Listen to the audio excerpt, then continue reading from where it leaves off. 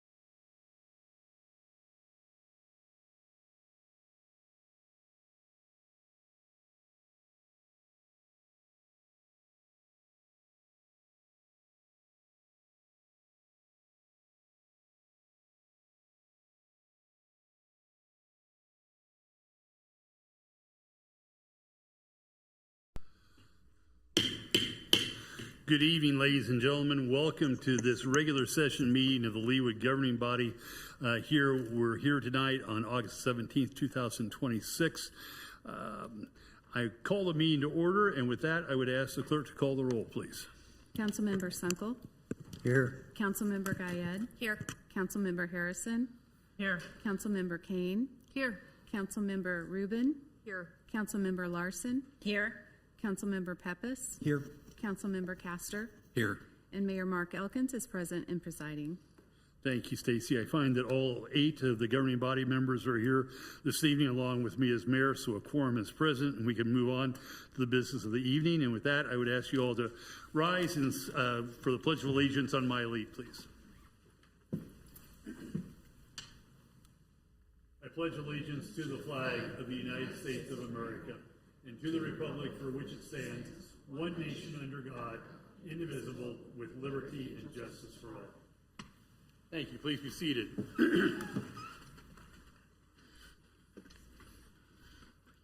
Ms. Stromberg, are there any amendments or changes to the agenda as it was last published?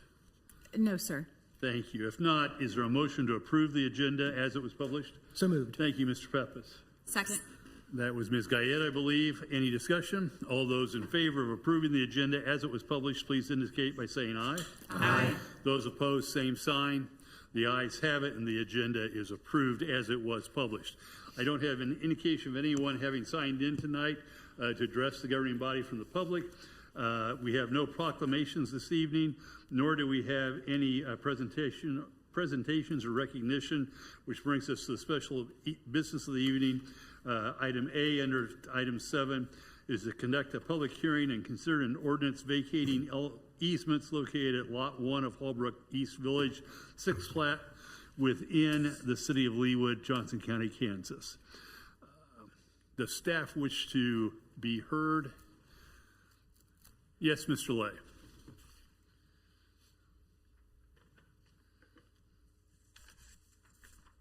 Okay, I can bring up the PowerPoint.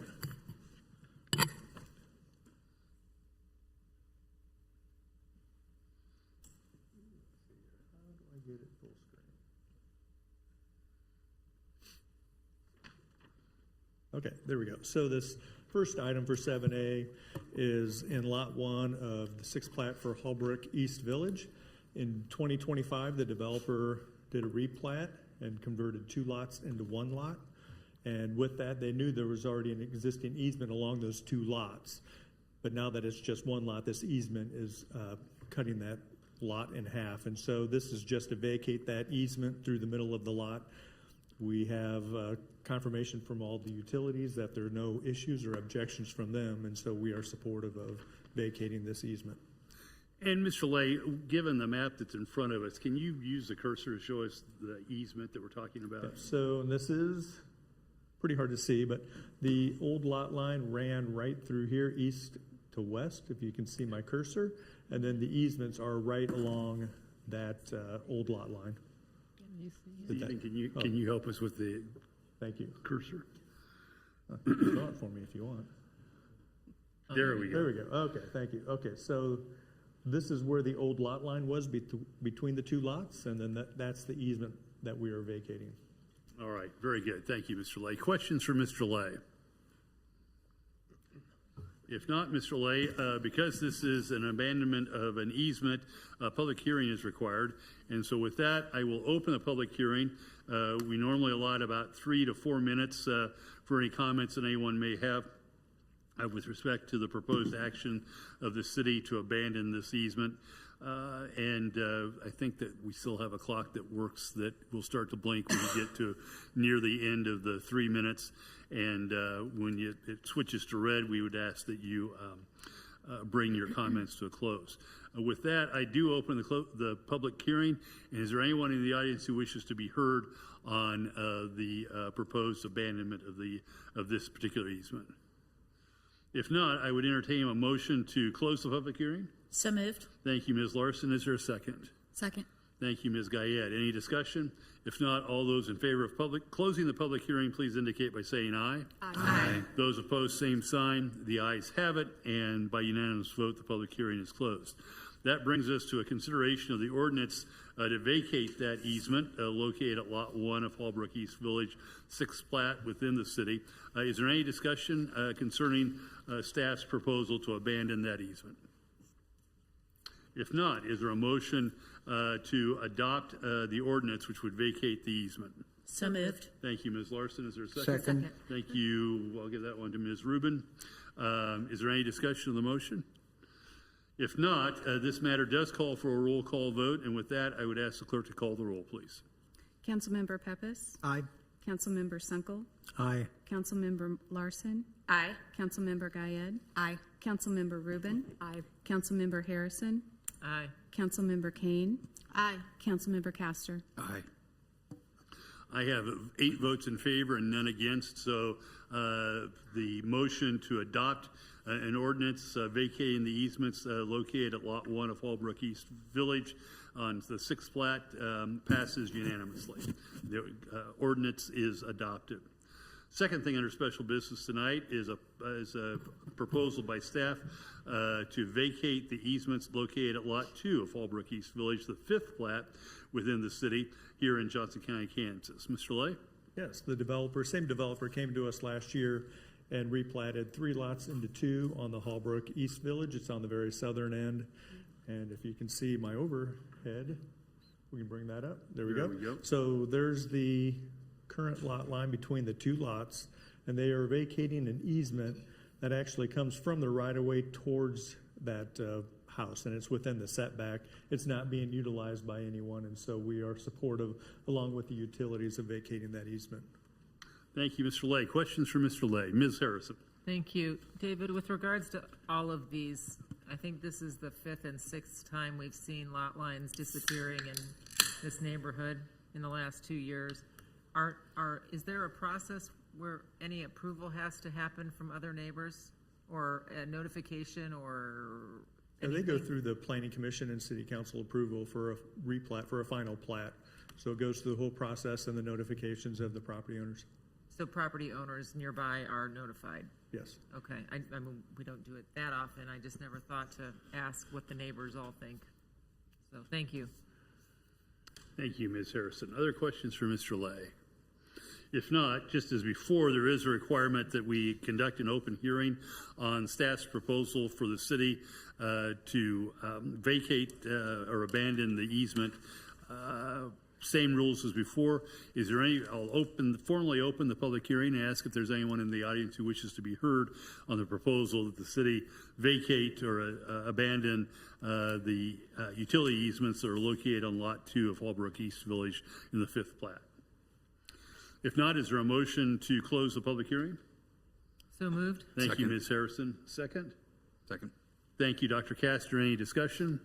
If not, all those in favor of closing the public hearing, please indicate by saying aye. Aye. Those opposed, same sign. The ayes have it, and by unanimous vote, the public hearing is closed. Brings us to a consideration of an ordinance that would effectively vacate the easement located at Lot 2 of Holbrook East Village in the 5th plat. Is there a motion to adopt such an ordinance? So moved. Thank you, Ms. Larson. Is there a second? Second. Thank you, Mr. Sunkel. Is there discussion over the proposal that the city abandon these easements? If not, all those, this again requires a roll call vote, and I would ask the clerk to call the roll, please. Councilmember Larson. Aye. Councilmember Guyed. Aye. Councilmember Rubin. Aye. Councilmember Harrison. Aye. Councilmember Kane. Aye. Councilmember Castor. Aye. Councilmember Pepis. Aye. Councilmember Sunkel. Aye. Thank you. I count 8 votes in favor and none against. So the ordinance vacating the easements located at Lot 2 of Holbrook East Village 5th plat is adopted, and the easements are vacated. Thank you, Mr. Lay, for your help. Appreciate it. So we come now to the consent agenda of the evening, item number 8. Are there any items on the consent agenda that governing body members would like to withdraw for additional questions or comments? Ms. Kane. R as in Red Robin.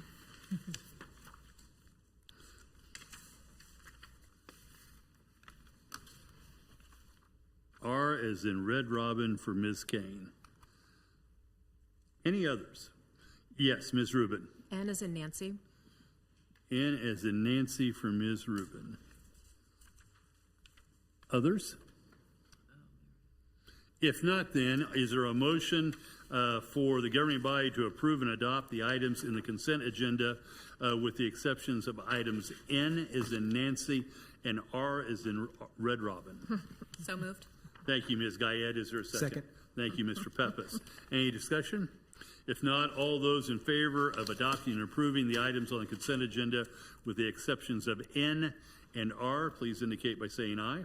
Aye. Those opposed, same sign. The ayes have it, and the governing body approves and adopts the items on the consent agenda with the exceptions of N and R. We'll call first item number N, which is Planning Commission case number 130-2026, which is a resolution approving a final development plan and final plat for the Bi-State Business Park Boundary Luxury Condominium Garages located north of 143rd Street and east of Kenneth Road. Planning Director, do you wish to be heard on this item? If Ms. Rubin has some specific questions, I am happy to answer those. Okay, Ms. Rubin. Okay, so I have a question on the downspouts. In the preliminary plan, they were supposed to be enclosed, and then in this plan, the final plan, they're not enclosed. I just wanted to hear from the applicant as to why that change was made, and if it was a cost issue, what the cost differential was. And then I have one other comment or question. But Okay, we'll start the with that. applicant can speak to that. And so just to your point, just kind of to bring everybody up, yeah, on the preliminary plan, that was one of the stipulations that the downspouts would be enclosed on the exterior of the building. That is not a requirement in the LDO. It's been pretty common practice to ask for that on most non-residential buildings, but it is not an LDO requirement. And so when the applicant came back to work through their plans for the final development plan, they discussed not internalizing those. And there's a little bit of context in the Bi-State Business Park. A number of the buildings out there already do not have enclosed downspouts. And with this development in particular, staff felt that it was an appropriate location to not have them enclosed. It's a completely fenced and gated private development. The only people who would be entering and seeing the downspouts would be any individuals who have purchased one of the individual condo units within it. It's not the parking lot that's going to be open to just the public. So staff felt comfortable with it and revising that requirement for the final development plan, but I'll let the applicant speak to their particular reasons for making that change. Thank you. Thank you, Ms. Hurley. I'd invite the applicant to step forward if they're here tonight. And if you would not mind introducing yourself again, welcome back to the governing body. And as you heard, Ms. Rubin has some questions relative to the changes in the plan that we're approving tonight, or we're considering tonight. Okay, Daniel Taylor. I live at 13920 Kenneth Road. I live directly across from our project that we. Can you speak up a little bit, please? Oh, I'm sorry. Daniel That's okay. Taylor. Is that better? No, that's good. Thank you. 13920 Kenneth Road. Thanks. I live right across from the development, and it's very important to me and has been for quite some time. So we spent a lot of time studying these communities here locally as well as nationally, and every piece of aesthetic architectural elements that we've chosen, we've really thought long and hard about, and we think we have one of the coolest ones that we've seen thus far, even nationwide. So we essentially were following the precedent of what has already been built around us, where there are downspouts everywhere we look, and so we felt that we'll just follow what was already put in practice. I'd like to bring Chad Streeter up here from Bandiers and Associates, who did all our design work. And then if you're interested, we could also have Dan Finn from Phelps talk about the fact that we are going to bury all of these downspouts underground, and he can talk about flow direction and exit points as well. So we thought a lot about these. Okay. Very good. Thank you, sir. Are you okay with that? No, absolutely. Please, they can step forward. And if they would introduce themselves and give us their business address for our record, we would be grateful. Chad Streeter, 11011 King Street, Suite 130. As Dan said, this is a kind of unique project, at least for Leawood. We worked with staff quite a bit on developing a ordinance for this type of project. In developing that, we tried to make it upscale, but still make it, look like a garage where someone want to hang out, bring their electric vehicles, and have a club feel. And along with that, it's somewhat of an industrial application. So in the design, with the downspouts and the gutters being seen within in the site itself, we thought that was appropriate, as staff had said. The areas where where you can see them along Cambridge Lane, we did put in collector boxes, and we did match the downspouts to the buildings. So we were cognizant of the surroundings and what people would see, and so from a design standpoint, we liked how it looked and the way it came out, and the way the project is coming together. So I'll just take any questions that you might have. Ms. Rubin? No other questions Okay. on that issue. I just have one other quick question for the developer, but Okay. that was it for this. Mr. Taylor, did you have someone else that you wanted to come up to speak to this change?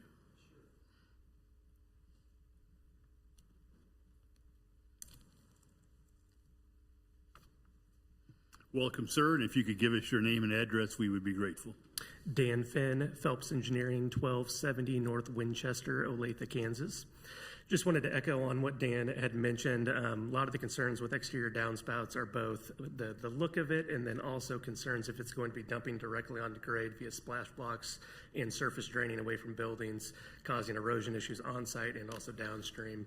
So with the downspouts being exposed externally, they are all going to be piped underground. There will not be any external downspouts that will discharge directly to grade.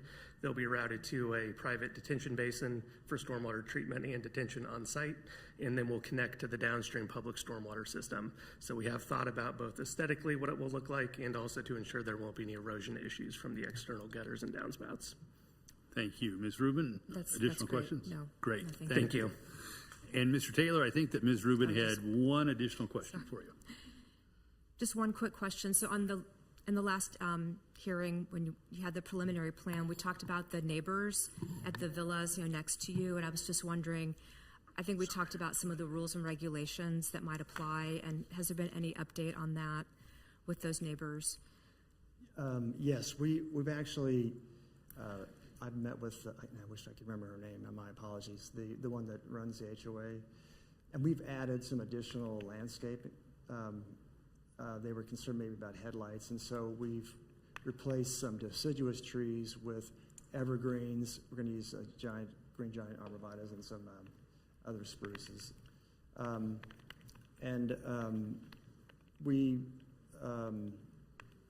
We also, they were asking about the retaining wall, and we explained that the retaining wall would be high enough where the lights would just the car lights would basically be blocked by the retaining wall itself, and they were completely excited about that. Okay, thank you very much. I appreciate that. Sure. It's a great project. I think it's an interesting idea, and I hope it's very successful. Okay, we do too. Thank you. Thanks very much. Thank you, Mr. Taylor. Appreciate it. Dr. Castor. I was just going to say, I know Mr. Taylor socially. His name wasn't on the staff report, so I initially didn't withdraw from the conversation, but if it's okay, I'll abstain from a vote on this. Okay, your decision. Right. Happy to abide by that. Given that, is there a motion relative to item N? I'd like to move to approve. Thank you, Rachel. I appreciate that. Is there a second? Second. Thank you, Ms. Kane. Any discussion? If not, all those in favor of adopting the resolution approving a final development plan and final plat for Bi-State Business Park Foundry Luxury Condominium Garages located north of 143rd Street and east of Kenneth Road, which is Planning Commission Case 130-2026, please indicate by saying aye. Aye. Aye. Those opposed, same sign. The ayes have it on a 7-0 vote with Councilmember Castor abstaining from participation and voting on item number N. Call now, which is a request for approval of the purchase of Cold Spring Black Granite from Carthage Stoneworks in an amount not to exceed $106,050. That's identified as Project 79032 under the Parks and Recreations group. Ms. Kane, I believe this one was yours. Yes, it was, Mayor. Thank you. In our discussions with this and conversations, all the conversations, whether it was at the dais or not, about the Leawood Veterans Memorial, I remember item 8F was talking about the parking lot improvements and the sidewalk going around, and that the city was going to pay for that. What I don't remember is that the city was going to pay the money for the $106,000, which is about a third of the project, for the granite. So I'm assuming either it's going to be reimbursed by the Leawood Foundation, or perhaps they've already given us the money one way or the other. I don't recall that the city was responsible for that purchase. Ms. Stoddard. Thank you, Mayor. Thank you, Council Member. The answer to that is that this would be reimbursed from the Leawood Foundation, which is holding all the donor money for the Veterans Memorial. We have been working on an agreement on the staff side that we'll be sharing with the Leawood Foundation for their consideration. And basically, it's just an understanding, kind of a letter of agreement with the foundation, since they're kind of an arm of us, to transfer those monies upon invoice by the city. We'll have other expenses related to the Veterans Memorial because it's envisioned that the city actually be the one to issue the contract, and that just allows us to work directly with the contractor to kind of oversee the project and then have those monies reimbursed from the donation money received for the memorial. And I would note as well that the foundation has raised sufficient funds to cover this amount, and they currently have it on deposit and available to pay when the invoice is sent out. And again, I would echo Ms. Stoddard's view. It's one that I share, that it's appropriate for the city to be in the in the command position to manage the construction project. I couldn't agree more. I was just making sure because that was what the understanding was. So thank you for the clarification. And with that, I move to approve item 8R. Thank you, Ms. Kane. Is there a second? Second. All right, Mr. Sunkel, thank you. Sorry, I missed somebody on my left, so I apologize for that. Any discussion regarding the approval of the purchase for the black granite from Carthage Stoneworks? If not, all those in favor of approving that purchase, please indicate by saying aye. Aye. Those opposed, same sign. The ayes have it, and the purchase of that Cold Spring black granite from Carthage Stoneworks is unanimously approved. That brings us, I think, to the mayor's report. I have, I guess, just 4 items to mention this evening. First, and I know it's been a while since we've met, so this goes back a ways, but I think it's important to note on the public record that on July the 29th, Moody's issued a credit opinion for the city of Leawood that rated our bonds at AAA. This is the highest rating issued for municipal bonds, which identifies Leawood as a particularly creditworthy municipality, and that results in the city's ability to borrow and fund capital projects at the lowest possible interest rate, which obviously benefits not only the city government, but our city taxpayers as well. And I would note that this is the 18th consecutive year that Moody's has issued that AAA rating for us. So again, congratulations to Jeremy and to Ms. Stoddard for the work that the finance team did in advance and the way that they presented the city to Moody's. So again, a great accomplishment. And as we noted at our last meeting, we used that AAA rating to successfully sell our Series 2026 short-term notes and bonds at particularly favorable interest rates. Secondly, on August the 3rd through the 7th, the KC metro area hosted the Maccabi Games, which are an Olympic-style athletic competition among Jewish youth from around the world. Our city, our sister city, the Gezer region of Israel, brought a delegation of 26 athletes that competed in baseball and basketball. They were accompanied by Gezer Mayor Rotem Yadlin and Regional Administrator Carmel Tall, who both spent a considerable amount of time with both the Leawood staff, members of the governing body, and members of the Gezer committee. We also hosted a brunch for the athletes and their sponsor families, as well as a dinner that included the governing body and the Gezer committee. During the course of their visit, the mayor and the regional administrator shared really interesting insights to the challenge of operating municipal government during a community emergency such as the 1,000 days of war that their community has experienced since the October 7th incident. But what was really remarkable to me is that in the midst of all this, Mayor Yadlin had taken the time to think about how their lessons learned might be of benefit to us in emergencies that are not quite of the nature that she and Carmel have been managing through over the last 1,000 days. In addition, we hosted a dinner that included the governing body and the Gezer committee. And on Monday, August the 3rd, Councilmember Rubin and I participated in the opening ceremonies at Bartle Hall for the Maccabi Games. And it would be important for me to note that Councilmember Rubin also hosted 3 athletes from Memphis for that event. And so she and her son had the opportunity to spend some time with those 3 athletes, and I think they very much enjoyed it. Third, on August the 5th, Council members Larson and Gaed were kind enough, in my absence, to welcome the Cornflower Bakery in Mission Farms to Leawood in a ribbon cutting. And that ribbon cutting was particularly a sweet experience, as I noted from some of the social media postings, particularly in Ms. Gaed's case. She seemed it was such a hardship. She seemed to be very much enjoying that. It was a sacrifice we were willing to make. So I appreciate that both of you stood there in my stead. I also noticed that, what was the day? On August 10, I was pleased to join the Chamber of Commerce in a ribbon cutting for the new Leawood Family Eye Care and Optical offices at 114th and Knoll. I think that they were previously members of our community. Their business has grown dramatically. They saw a need to expand their business, and they were able to meet that need by staying in Leawood. And so we were grateful for the fact that they stayed with us. Last, and probably most importantly of the evening, I'm pleased that Councilmember Rubin has chosen to celebrate her birthday with us this evening. So best wishes to Ms. Rubin on her birthday, and apologies that it would happen on a city council meeting night. So congratulations, Ms. Rubin. That concludes my report, and now we move on to council members' report. First, I'll recognize Ms. Harrison, I believe. Thank you. I don't want to drag Chris Claxton back in here, but maybe she's listening in the other room, and as well as anybody on her team. I wanted to just take a minute to share some kudos.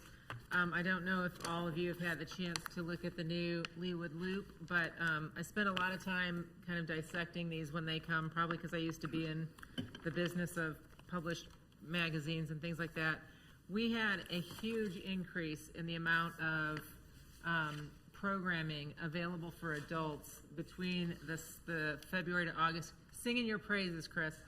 Between this issue and this issue, we have like 2 pages of adult programming in this one, and more than 4 pages of adult programming. And that is something that I remember getting a couple of emails about. People wish we had more programming for adults. Now, granted, I would say to them, there's programming in so many places. It doesn't have to just be Leawood that offers you fun programming. But take note, they're offering adult summer camp. You guys, we could go to camp together, and we could stay in the cabins, and we'd make s'mores, and it would be so we could sing. It would be so much fun, and then you could have Starbucks in the morning. I can tell this is really looking like. I think that's very creative. There we could. They also have senior scientists, if that's more, up here. Anyway, I love the variety of programming. It's deeper and wider than I've ever seen in other issues. So kudos to the creative team that put all of that together. So I hope you'll spread the word about it, maybe sign up for something, bridge, mahjong, all of it. I'm really, really thankful and impressed. So thank you. Thank you, Ms. Harrison, and congratulations, Ms. Claxton. We very much appreciate the work that you and your department do in meeting the needs of our community. It's really something that, one of the many things that sets Leawood apart. So please extend our thanks and congratulations to your staff as well. And then I believe that Ms. Kane had a report as well. Yes, in the same department. We had the Leawood Parks and Rec Advisory Board meeting on last Thursday, August 13th. The 2 main topics of conversation was the splash pad future operations. As you recall, this group and so did the Parks and Rec Department voted to eliminate the splash pad or not spend the money to reinvest into it.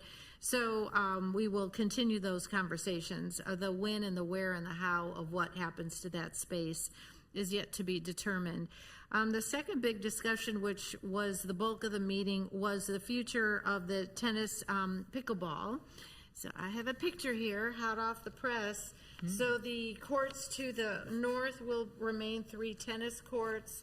The courts to the south will turn into 10 permanent pickleball courts. Ms. Gaines, sorry to interrupt you, but Stacy, would you mind grabbing her or Beth, and we can put it up so everyone can see? Sorry about that. No, thank you.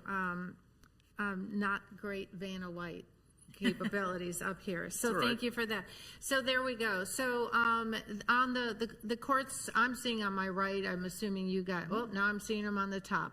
Those are the north courts, and they are tennis courts. They will remain tennis courts. And then the 3 that were on the south will be turning into 10 permanent pickleball courts. You can see some dash lines below that will represent fencing, 4-foot tall fencing in between the courts. So we had a long discussion about that, and staff is going back to the contractors to talk about certain things like how tall should the fence around the pickleball courts be, that kind of thing.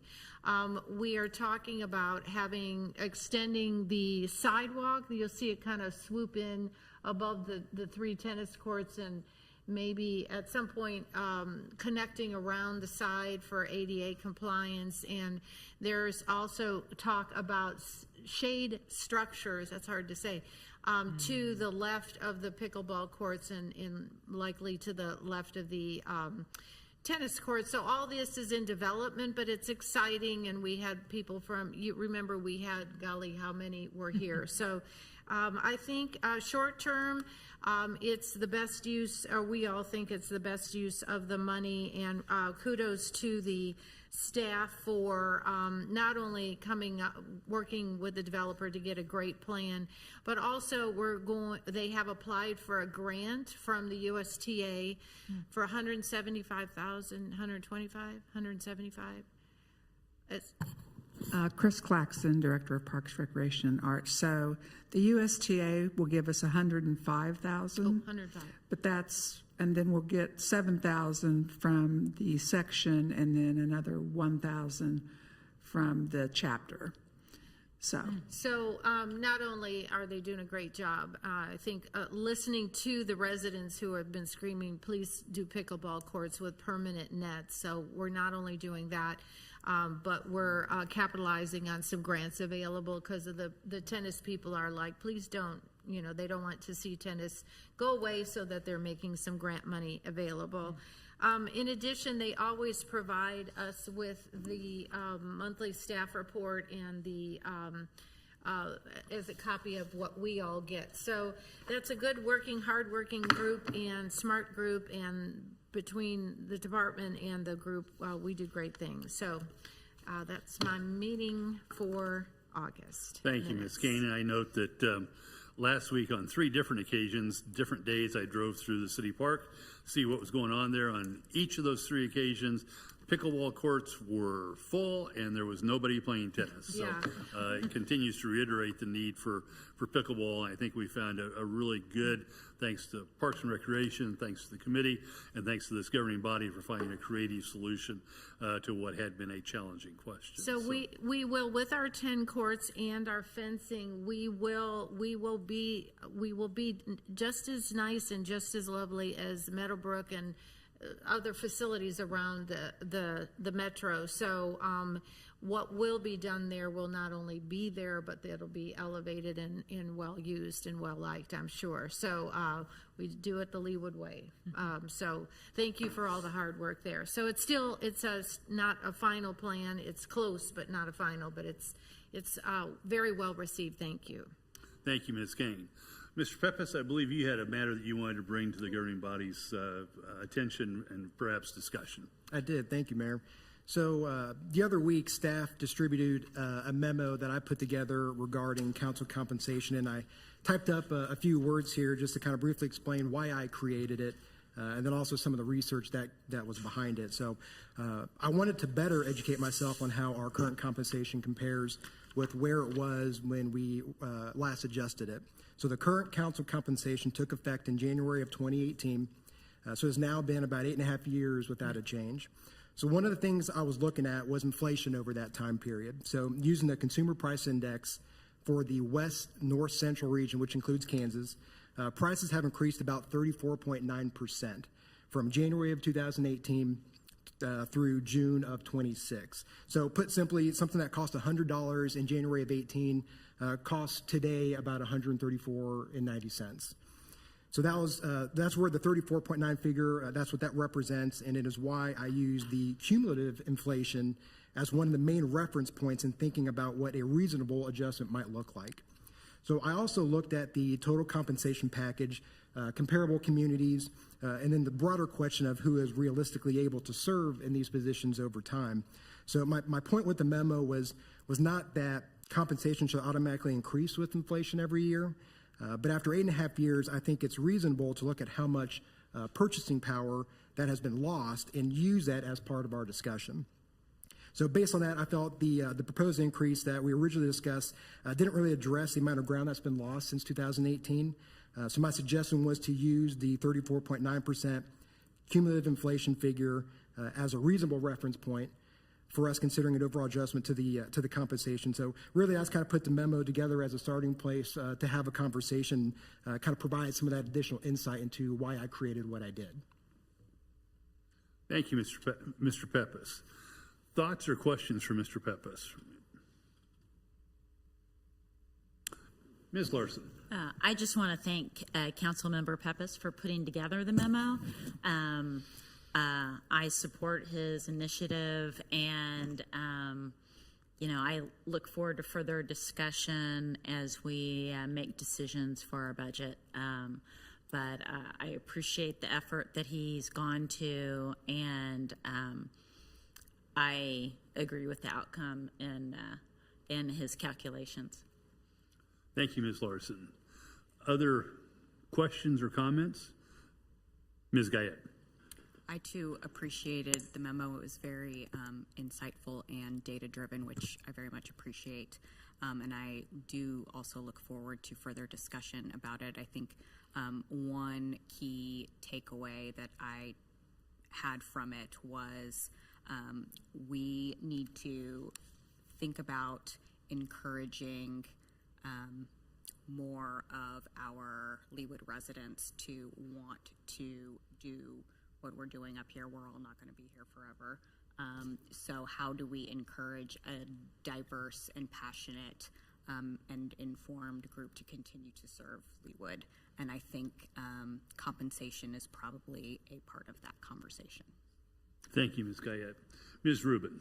I just wanted to add, in addition to compensation, I think we need to look at benefits, and our counterparts in the city of Overland Park do get full-time employee benefits, even though service on the council is a part-time position. So they qualify for full-time health care coverage. They qualify for really all the benefits that a full-time employee would at the city of Overland Park. So I think that's something, the value of qualifying for health insurance is actually pretty substantial, and I don't think that's been considered. So I just would ask that that be looked at, and perhaps something that we can provide, for council members in Leawood. Thank you, Ms. Rubin. Other comments? Ms. Kane. Just briefly, I would say I'm also in agreement. I would like additional conversation about benefits. I'm not so sure I'm agreeing with the concept of our receiving benefits.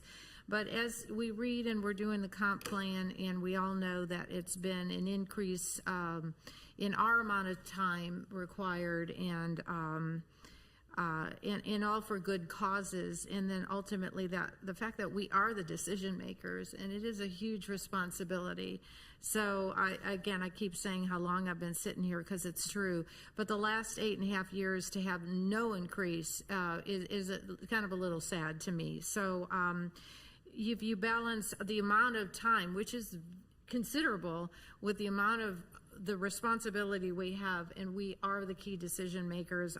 And then if you look at what even if we pop up to the top number, what that means in the scheme of our overall budget and the total employee number, if you balance the two of what's our responsibility and what percentage of that overall compensation, it's so minor that it's almost laughable to me anyway. So thank you for taking the time, and I would be very much in agreement with the top number that you proposed, and look forward to the more conversation at the budget part of the meetings. Thank you, Ms. Kane. Other comments or questions? Well, if not, based on the comments that I've heard so far around the table, I would ask Ms. Stoddard that you and the finance team model out what that might look like from a cost and budget standpoint, being both the level of increase that Mr. Pepis described, and the addition of making the health plan available to governing body members on the same basis as it's available for our employees. And we can then consider that at the time that we take up the budget, I think on September 8th, if I've got the date right there. Very and good. Perhaps you can share some of that information with us before we get to the 8th. Happy to put that together. Thank you. Appreciate that. Are there any other council member reports this evening? If not, Ms. Stoddard, the floor is yours. I have nothing to report this evening. Thank you, Ms. Stoddard. Appreciate that.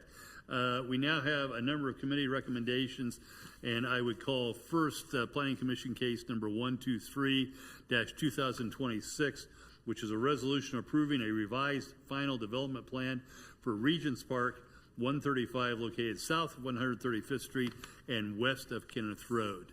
Ms. Hurley, do you wish to be heard? I do. Give me just a second. Please Get this proceed. brought up.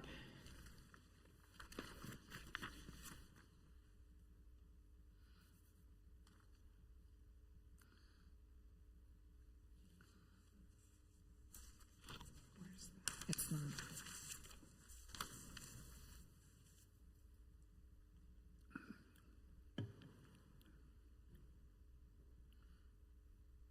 That's not mine.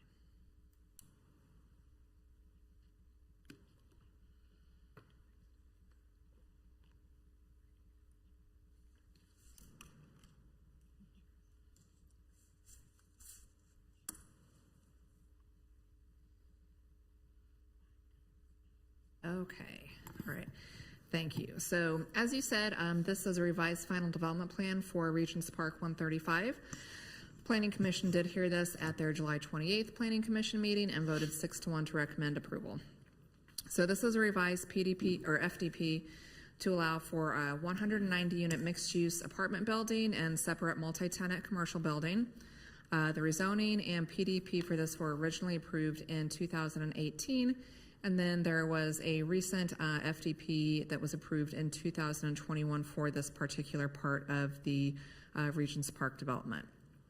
So as part of this, structured parking is provided on the first floor of the apartment building, with the apartments located above the structured parking.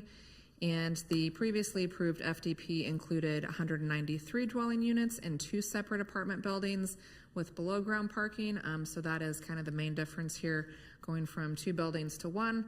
And then the below grade parking has transitioned to above grade structured parking. So just to orient you, the blue highlighted portion is where this is located. As you are probably aware, the Regents Park development is a much larger mixed-use development, and I do have some slides on here showing you the whole thing, but this is just the location directly to the west of High Drive and between 135th and 137th Street. This is the site plan for the project we are looking at. The 2 purple rectangles are the buildings, and I was trying to highlight the pool deck on there, and I got the location a little bit wrong, but there is a pool deck, an amenity deck provided as part of the apartment building there along 135th Street. I believe it's the 2nd level of the building. And then what you're kind of seeing there on the site plan with the parking stalls as part of that building, that's that first level structured parking on the first floor of the apartment building. And then the red kind of square over to the east side of that is where the office space would be located within that building, providing some of that mixed use in the development. And then this is just showing that the entire MXD portion of the 135 development.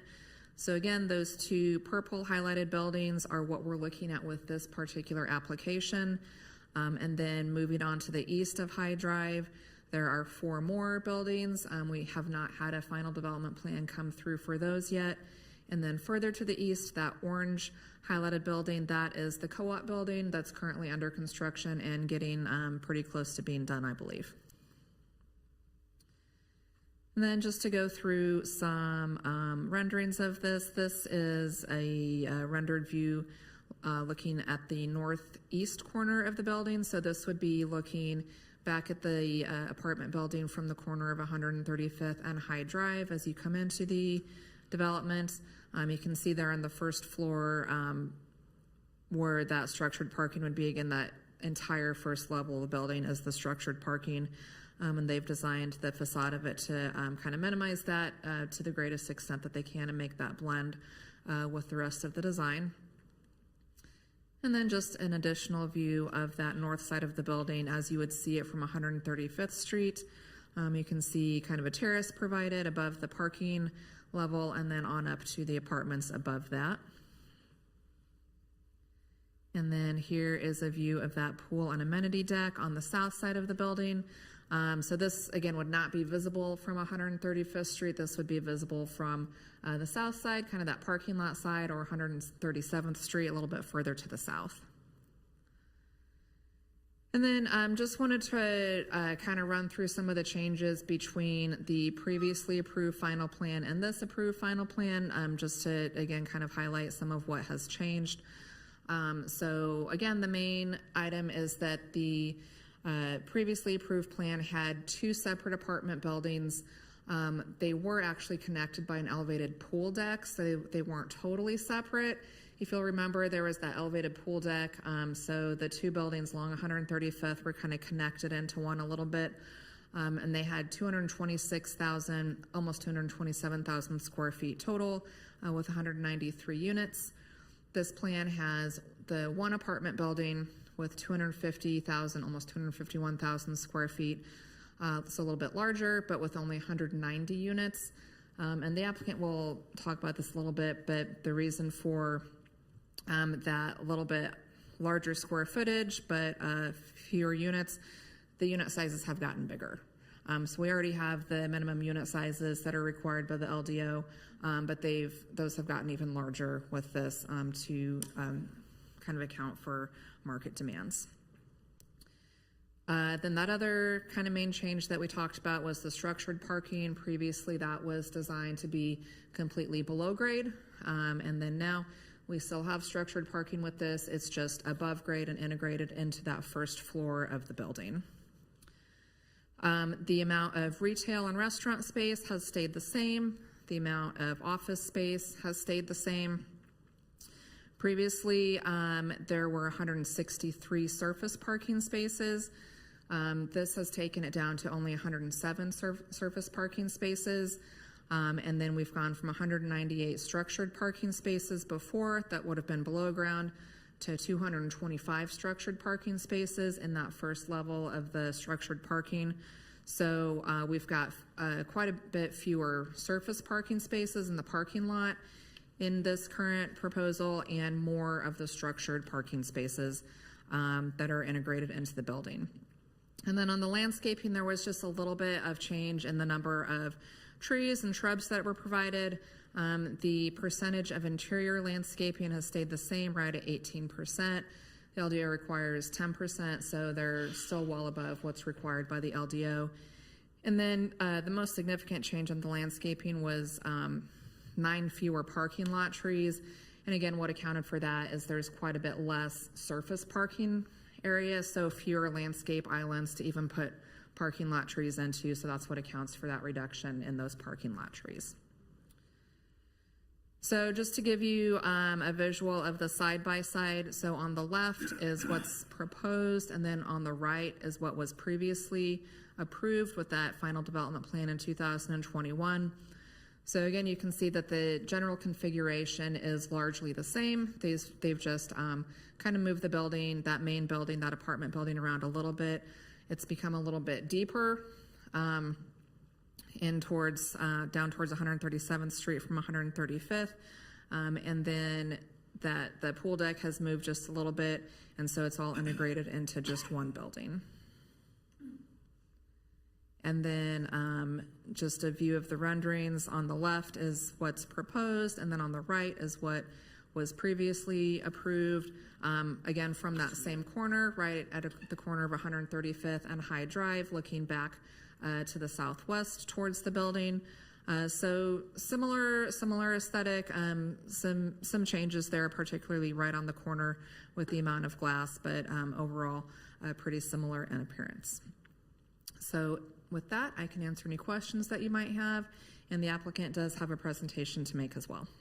Thank you, Ms. Hurley. Questions for staff? Ms. Rubin. So just real quick, can you go back in the slides? Yeah, there.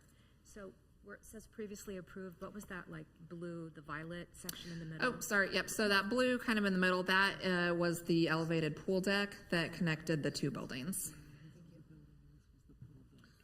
Other questions for Ms. Hurley? Ms. Kane. Yes, on that same photo, I remember this discussion well, and one of the reasons that we were okay with a 5-story building and this whole thing was because this whole development is closer to State Line Road was one. The topography really falls off there was two. And then the concept along 135th Street was put the tall stuff on the outside, which you can see, and then it insulates better what's on the inside. So, I mean, those were, I think it got unanimous approval if I'm remembering correctly. It's been a minute. If you'll recall, there's townhomes in there, and there was a bunch of attached duplexes that now they've changed to single-family homes, which, as we can see, is the trend. But what's given me a little bit heartburn, and I'm not quite understanding the numbers. I mean, I hear what you're saying, Julie, about the apartment numbers the same, but they're bigger. But the volume, the sheer volume of the building, this, according to the blue rectangle, or the lavender rectangle rather, on the right versus the left, has doubled. It's doubled in size and density. What used to be, I think, unless I'm forgetting, a bunch of surface parking. And then if you go to the next picture, please. So where it says Regent, what we approved was kind of the front half of the building, but now they're doubling it in size and volume. So it's not what we approved at all. It's considerably bigger, and like I said, that considerably changes, in my mind, the footprint of what we approved. I like that it's no taller. I like that the 4-story building is going to 1. I appreciate all that. I appreciate your side by side, but unless I'm missing something, because they're increasing the size of the apartments dramatically, it's literally doubled the size of that footprint. It hasn't doubled it, so the increase in square footage is only about 25,000 square feet. So it went from the 227,000 square feet to up to 251-ish square thousand. Yeah. Square feet. So there's an increase of, again, about 25,000 square feet. Do we happen to have a picture of what it was supposed to look like before? I know this is the picture of what it's, okay, so that's, so the right. previously approved is a whole different angle, so I'm not quite seeing. No, that's from the same corner looking back. And so if you can tell on here, it might just be kind of the way it's rendered. And then probably what you're seeing, so to this, That could be the same corner. on the picture that's labeled previously approved, that building towards the left side of the picture is that separate building there along High Drive. That was previously going to be taller. Now it's only going to be 1 story. I'm sorry, you've just lost me completely. I don't see how those two pictures are the same corner. Unless, like you said, what we're looking at was the 4-story going to a 1-story. I get that. I get that part. What I don't get is the stretch along 135th Street. Sorry. Okay, so the previously approved, that big building to the left, the center of this slide, that's the one that goes down to 1 story. Well, If I you see give me them, just a they're nodding second. their head, so. Let's go ahead and hold that for just a second when we get to the. Yeah, just to, I might developer. let them, because I think this is the same corner. They can clarify. It might have been the previously approved one might have been rendered from the west end of the building, but I'm going to let them confirm that. Yeah, because again, I love that they went from 2 courtyards, now they have 2 courtyards, not 1. I love the parts about the 4-story going down to 1-story, and there's more interior amenities and more exterior amenities. So those things all check, right? What I'm not seeing is I'm not getting how these two things are going together. I'm sorry, I'm missing it. Maybe from what you're going to present, I'll understand what was versus what is. because you've lost me. So, other questions for staff? Ms. Harrison? I too have concerns because this looks huge compared, if I'm looking at proposed, now I'm looking back at, yes, what you've got up there, proposed versus previously approved. It looks like it's twice as deep. Same width, same height, just much deeper. And in the slide, the picture, it looks like it's 3 city blocks long. It just looks like just the biggest building I think that we would have in Leawood. Is what I'm seeing here. And if they're going to be bigger units and fewer of them, what I'm hearing is higher rent prices, and so that causes me pause. But of course, we can't control any of that. But that's what I'm hearing here. So I appreciate that a raised pool deck is probably very difficult and expensive to build, and maybe that's part of this, that needed to go away. Put the pool in the ground. Pools do much better in the ground because water, leaks. But I like the size of this getting so much bigger in terms of the space it's taking up. So, additional questions before we get to comments? Julie, I've got a couple of questions for you here. What is the total length of the building? I'm sure it's on the plans that we saw, but I don't see it from what you've got up here. I don't think I have it in here. Do you happen to I'm have sure the owner can Okay, provide they're you with gonna that. pull that up for you so we can get that answer. Second question, if you can go back to the comparison, the comparison plans there. I take it that all of the commercial restaurant space is in that second building that is to the south of the big long building? That's correct. Okay. And then one that I've been puzzling over is the parking structure is going to be on the first floor, correct? Mm-hmm. On the visual that we have here under proposed, there are a bunch of lines that traditionally I would have thought were parking spaces, but what are those, all those lines there? All those. That is that first floor parking. So that's Okay, so basically that's not the the first. top, we're not looking at the top of the building, we're looking at Nope, the top of the first floor. That's the first floor. Okay. The ground level plan. But the office is is the square. Yeah, this there, is their office and that space. will go up to the full height of the building, so it'll be multi-floored. I don't think the office itself is gonna be. I believe the office is just the ground floor, and then apartments above it. You can kind of see this off would to be the left there. This would be that corner. So here's the office, and then with apartment units above it. So that back to the comparison of the plans. Mm-hmm. That truly that's basically a view of the first floor. Correct. Okay. Yeah. All right, that's helpful. But the pool deck that's in blue, that's still elevated? Yeah, is that that's right? elevated. I was just trying to show kind of where it was in relation that's to fine. where the pool had been previously. No, that's fine. All right, thank you. I appreciate that. And what's the red again? That The is office the space. office space. All right, very good. Well, if there are no further questions from Ms. Hurley, I would invite the applicant to step forward. Mr. Peterson, welcome back. Are you speaking for the applicant this evening? Yes, thank you, Mayor. If you could state your name and address, we would be grateful. And we'll let you make your presentation, and then perhaps you can address some of the questions that Ms. Kane and Ms. Harrison had.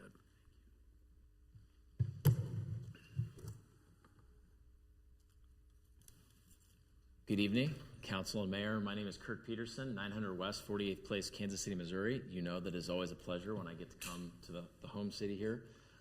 Rick Lashbrook, all of you know, is here, moved up right here. And then we have Patrick Roeder also with Clover that's been designing this building, and glad to have him here as backup too on the details. So, robust staff report and a really good presentation from staff and getting into the details. So I try really hard not to be repetitive and just be here where we're additive and be here for questions. But I did, for the brief remarks, I did organize it into 3 pieces. One is just a tiny bit more background, then getting into the project itself, which is a revised final plan that's in front of you. And it's nice because Staff covered much of what, you never quite know what's going to be spoken, but most of it was spoken. But then I got a lot of questions, so and I get to answer those in that part. And then lastly, wanted to touch on the sales tax exemption because the agenda makes note of that, so I think that needs a little bit of treatment too. And then I'll be here as long as you would like with questions. So first for the background. So I would like to say for the record that I hope everyone would agree, as I drive by every day, Rick has nailed it. Rick has done a lot. He has done incredible. If you've watched that hillside, I know all of you have, just be transformed into what he's done with all of the master site work. Lots of public improvements from in no particular order, the turn lane on 135th to High Drive to 137th, which all of you know because you've been doing this job for a while. That is super expensive. It takes a lot of time and effort, and so he's finished that. We've seen some beautiful homes coming up, which are a mix of I'm looking at the home expert, the single-family homes, but also the twin villas that are adjacent. They're south of 137th Street. As for tonight, talking about the mixed-use building along 135th Street, the equity market has been extremely challenging, and while we don't come in here usually talking that much about economics, it's real. Mr. Lashbrook spent a lot of time and money on the design of this building and wants nothing more than to bring this very expensive, very high-end condo finishes building out of the ground. But it has to be financially feasible. And so that's what we've been struggling with the last couple of years. Sure thing. The good news is there's lots of interest. I actually get to keep up to speed and see emails and get reports from the equity market a lot. But they keep saying, you're close. We just, market conditions, we got to get you there, and we believe in this project, but it's just not here yet. So we've listened, really the impetus to what we're doing here is we've listened to some real key equity partner stakeholders that want to work with Mr. Lashbrook to make this happen. And so some of these adjustments that staff described, and then I'll emphasize a few of them, are really coming from that because we don't want to sit around any longer. We want this building to come to life. So, as I said, little context, a little history, most of which you knew, but still important, I think. Transitioning now into the plan that's before you tonight, the proposed revised final development plan. So, again, a lot of these looks like we have PDFs, which is fine. So this just gives you another look. The red box is the mixed use building footprint, and just to the right of that, you're okay. Is it not showing up there? Thanks for telling me.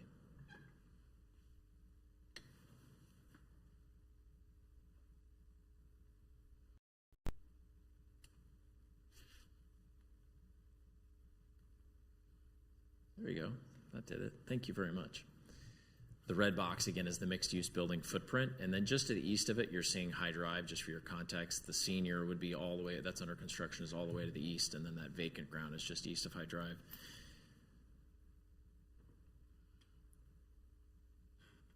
Probably going to come back to this one particularly for some of Ms. Kane's questions, so just keep this one in mind. I think this does a really good job of showing the width and length of the building, which is the red that you're seeing. So we'll come back to that in a minute.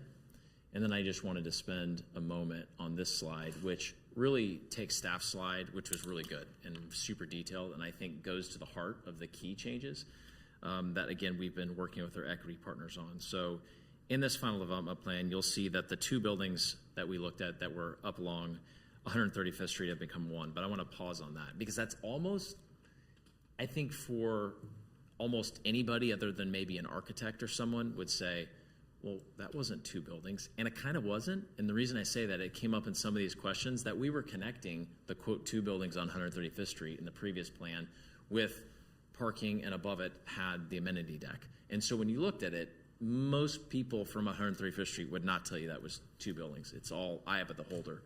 But just that's a little note when we say we're going from two to one building. We also took that building on High Drive, as staff pointed out, and moved the residential units, if you think of it like this, that were above the commercial, and we moved them and we plugged them into that upper story gap that I just mentioned in what is the one building on 135th Street. So if you're a Lego blocks person, right, lift up from High Drive and put on the building on 135th Street. We increased the residential unit sizes, we increased the garage parking, we decreased significantly the surface parking, and we added amenity space, importantly. So quick numbers, not all of staff's numbers, but the ones I'd like you to focus on because I think they're the most relevant and most important. substantially the same number of units, from 193 to 190. But the average unit size went from 930 units to 1,040. That was really important in the market, according to our equity folks, to get those unit sizes up. And then also garage stalls. This is huge when you all know how expensive it is to do structured and underground parking. Went from 198 to 225 garage stalls. And then also important from an aesthetics, and I know this city and all the great cities around here are looking at this. We took down the surface parking from 163 to 107, which we saw as a huge win. More garage, less surface parking. And then lastly, we took what was a single amenity deck and we made it much larger and then split it apart. So you have an active one, think pool and louder, going on, and then a more passive amenity deck. And so we greatly increased our amenity space sizes. So now I'm going to transition into answering some of the questions that were brought up. Again, in no particular order. Let's start with Ms. Kane's questions that I heard that were not addressed. You said, and I'm going to go back like I promised I would, to this drawing. And one of the slides triggered for you the feeling that the building was, and what I'm going to call wide, you know how that is, are we talking, which wide to me is from north to south, from 135th Street. I feel like that's what you're reacting to on the screen. And I reacted the same way when I looked at it. It just happens to not be, it's not actually happening. So if you look at the legs of that building on the screen, and I call it legs, the red that sticks south out from the core of the building, again, red is the building, those did get a little bit longer, but the overall massing of the building did not, that's just not accurate as to what you were seeing on the screen and reacting that it's getting to be a much larger building. And in fact, staff ultimately put numbers up that showed, it could be off by 1 or 2%, but it's effectively square footage wise, it's about a 10% increase in size, which does not translate to the feeling you were seeing on the screen. Also, that first, we're talking largely first floor footprint. You saw in the design that there's lots of step back, and I'm going to show an image in a minute that I think helps show that. So when you look at those upper stories, which is what people are seeing, there's really no perceivable difference. Also, something that we added, and I'll go to this image in a minute, Ms. Kane, is a lot more undulation, a lot more in this design, pulling the building back, and I'm going to show you one of my favorite features. In fact, there's probably no better time than now. Is when you face north towards 135th Street, something that Patrick and his team added here. So what you're seeing is first floor down being cut off at the bottom of the screen, and then you're seeing the first multifamily level, which is floor 2. And so on the 135th Street side, what you have is enlarged patios. So you can start to see the third and the fourth above, how it's a normal, nice balcony. But down below, you have this great space that Patrick was talking about, other projects where people do a really nice job with, a lot of times with plants and things like that. It looks really active and nice. And so, again, that doesn't give off, this is subjective, we'll see if you agree, that doesn't give off the same sort of bohemian feel. When you look at a footprint and you see that, it seems really huge, but when you notice that's really just overhang patio space for people on those first multifamily floor units, it gives off a different feel. So I wanted to show you that picture in particular. Ms. Harrison was talking about really what the mayor, I think, was getting to, which was, I think, the length of the building. And I will say, in terms of the length of the building, I made sure too, we were looking at plan sets back here. This is exactly the same length to the foot as what was approved before. Again, the difference is that whether you considered it 2 buildings before, like I already talked about, or 1, it's just a different design. So again, we pulled back farther on the second story and above, and we created more undulation, and we filled in that gap where the pool was before. But it's still exactly the same building length, down to the foot, 642 feet. We really think it will be sharp, and because of all the architectural distinctions and undulation that we put in the new design. By the way, I had the same, can I just say, when you look at these two, these are meant, and that staff showed, I'm putting up the same image they did of before and after. My brain does the same thing. I struggled looking at this saying, is this really showing me the same thing? It is, it's just slightly a different angle. That's High Drive in the foreground on the previous, and then 135th would be going off screen, sort of up and down. and then you're just getting a slightly different angle on the current that shows you more of 135th Street there. So just if anybody was struggling mentally like I was at first. So it is generally the same, but just a slightly different angle. With that, and I'm hoping that I want to answer more questions, but I'll move to my third piece and then be ready for questions. The third piece, one more quick one. Again, another mental one. We've heard from staff accurately that we had underground parking before, and then generally accurately that you have above ground now. Now, I personally, being somebody that's around cost all the time, knows it's 6 of 1 in most cases. I mean, tons of money, really expensive, gets cars off the surface parking, it's great. But in case anybody cares about that, something that's interesting, and this is the slide that I'm going to go up 1, 2, 3. This shows it the best.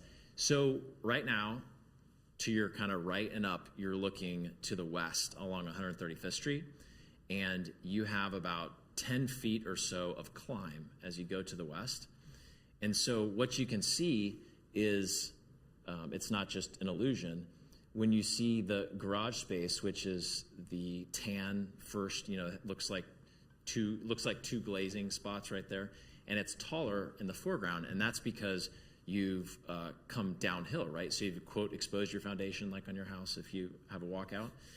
And so as you go west, again, you're exposing less and less and less. Well, when you look at the previous design, while certainly you can say there was underground, it's a little bit of a distinction without as much difference as you might imagine, because now what you would see if this showed it better is you would see that there's foundation exposed in the previous as well. I mean, you can kind of see it because see the hard corner in the bottom right of the image labeled previous. You can see that's, again, gone the same 10 feet, right? We've dropped. And a bunch of that garage was above ground. So in case you care, yes, it was underground, but a lot of it was above ground too because we have grade change. That was way harder to explain than I thought it would be. Now transitioning, Mayor and Council, to the third category that I wanted to describe, which is the sales tax exemption. So when this project was approved, it was approved with EDRB sales tax exemption to help with the extraordinary cost of underground/structured parking, which again is incredible cost. And when I had the pleasure of working on the actual EDRB policy that this body, previous group, adopted, which really focused on, there's other aspects to it, but focused on, quote, underground and structured parking, because we know it's really great, but it's really expensive. And also I was laughing to myself. I literally wrote this down. I was like, Councilmember Kane, Councilmember Harrison, Councilmember Larson, Ms. Bennett, and bond counsel, who I don't even know if we have bond counsel on right now, probably don't, are the only ones left standing. So I need your testimony that I am telling the truth, that we really focused a lot on structured and underground parking when we put those policies together. And this was one of the very first instances where we applied the policy because we knew we had structured parking. So please know, the reason I spent a second on this is because the continued sales tax exemption for this mixed-use project is essential. And then say it one more time, like essential in the dictionary meaning of the word. This doesn't happen without that. It's really important. So within the next few months, you'll see me again briefly, hopefully, come up, and there will be bond counsel for the city here, and we'll be asking for a 1-year extension because our equity is quite confident with these changes to the plan that we can be under construction next year, subject to world events and all the normal caveats. And so we would need a 1-year extension to get our EDRBs in place next year. So I just wanted to give you a preview, so when you see me in a couple of months, you say, why didn't you say anything when you're here? Well, I am just giving you a preview. So with that, we formally agree with all staff recommended stipulations 1 through 14, and would request your support for what is before you tonight, which is the revised final plan. But I do look forward to answering any follow-up questions that anybody has. Thank you, Mayor. Thank you, Council. Thank you, Mr. Peterson. Questions for Mr. Peterson? I'll start with Ms. Harrison. Thank you. So I just want to make sure I understand that the sales tax exemption that we agreed to Yes, ma'am. was mostly, I believe, if I can hear Deborah Filla, thank you for giving us underground parking. That's going away. And now it's going to be ground level parking instead of underground parking. Only because the policy uses the terms of art in the industry. I want to use them for the record. We had underground and some above ground parking. That's because what I was trying of the to show grade. with. And now we're doing, sorry, I said above ground. I'm going to use the terms of art, structured parking. So underground parking, structured parking. We had underground parking that was also technically, you can see it on this bill when it was on the screen, technically some structured parking. Now we're going to all structured parking. And the reason I did that and that answer is because that was the policy. It literally said we're focusing on underground and structured parking. Okay. So I will admit that it is very frustrating for me when I hear people say, but this will only, the money, it just doesn't work. We just can't make the numbers work unless you give us this thing. And that's frustrating for us because it's not actually our job to make the numbers work for people who want to come into Leawood and make money. It's our job to protect Leawood from projects that aren't a good fit. And we just spent almost 2 hours downstairs talking about the next 20 years in Leawood and projects and how we want them to fit. So I'm just gonna throw that frustration right out there because this thing that I feel like we were promised something. This was gonna be a tall building and we were okay with that because the parking was gonna be underground. Structured, but underground, and now it's not. The sales tax exemption was given because the parking was gonna be underground, and now that's going away.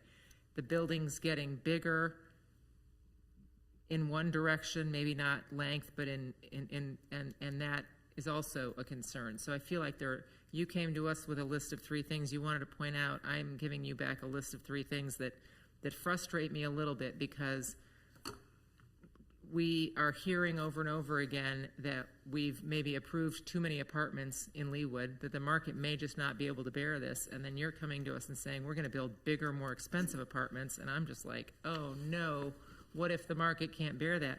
But you've got these equity partners, and that's just, I think, a fancy term for the people who make sure you make money. They're the ones that are crunching the numbers professionally. That's what they do. It's their gift. And so they say bigger apartments. That's what that'll make this project work. That'll make the money's crunch, the numbers crunch for you. So I have a lot of concerns, unfortunately. But my main one is that this building feels just really, really big and really, really long, and I would have much preferred that it at least looked like it was 2 buildings with an amenity deck or a pool deck that broke them up so that you didn't drive down 135th and we should be able to have the exact numbers, by the way, of the exact length and the exact width. In fact, it should be on that screen there in really little tiny black numbers. I can't get my packet to pull up tonight, so I'm frustrated from that as well. But He knows the answer. somebody out there definitely knows exactly how long and exactly how wide the previous I said how one long was. it was. I had that, but we Yeah. can get the width too. Pardon? 642. 642 42 feet. feet long. Long. Yes. But And it's the the same. depth, it definitely can't be the same because in the picture it's very different. But what is it? What is a city block? Deborah Phil asked that. I'll get the exact in a second on that. So anyway, thank you. Not a lot of questions, more comments, but thank you. I just take, Mayor, if I can, take really seriously something that you said and totally agree with it. It is not the city council's problem to make sure a project pencils. I mean that. That never is, never was, never will be. If the city council sees a developer that has been delivering on what they said they would, and you're like, and this is the big if. You may not, somebody will.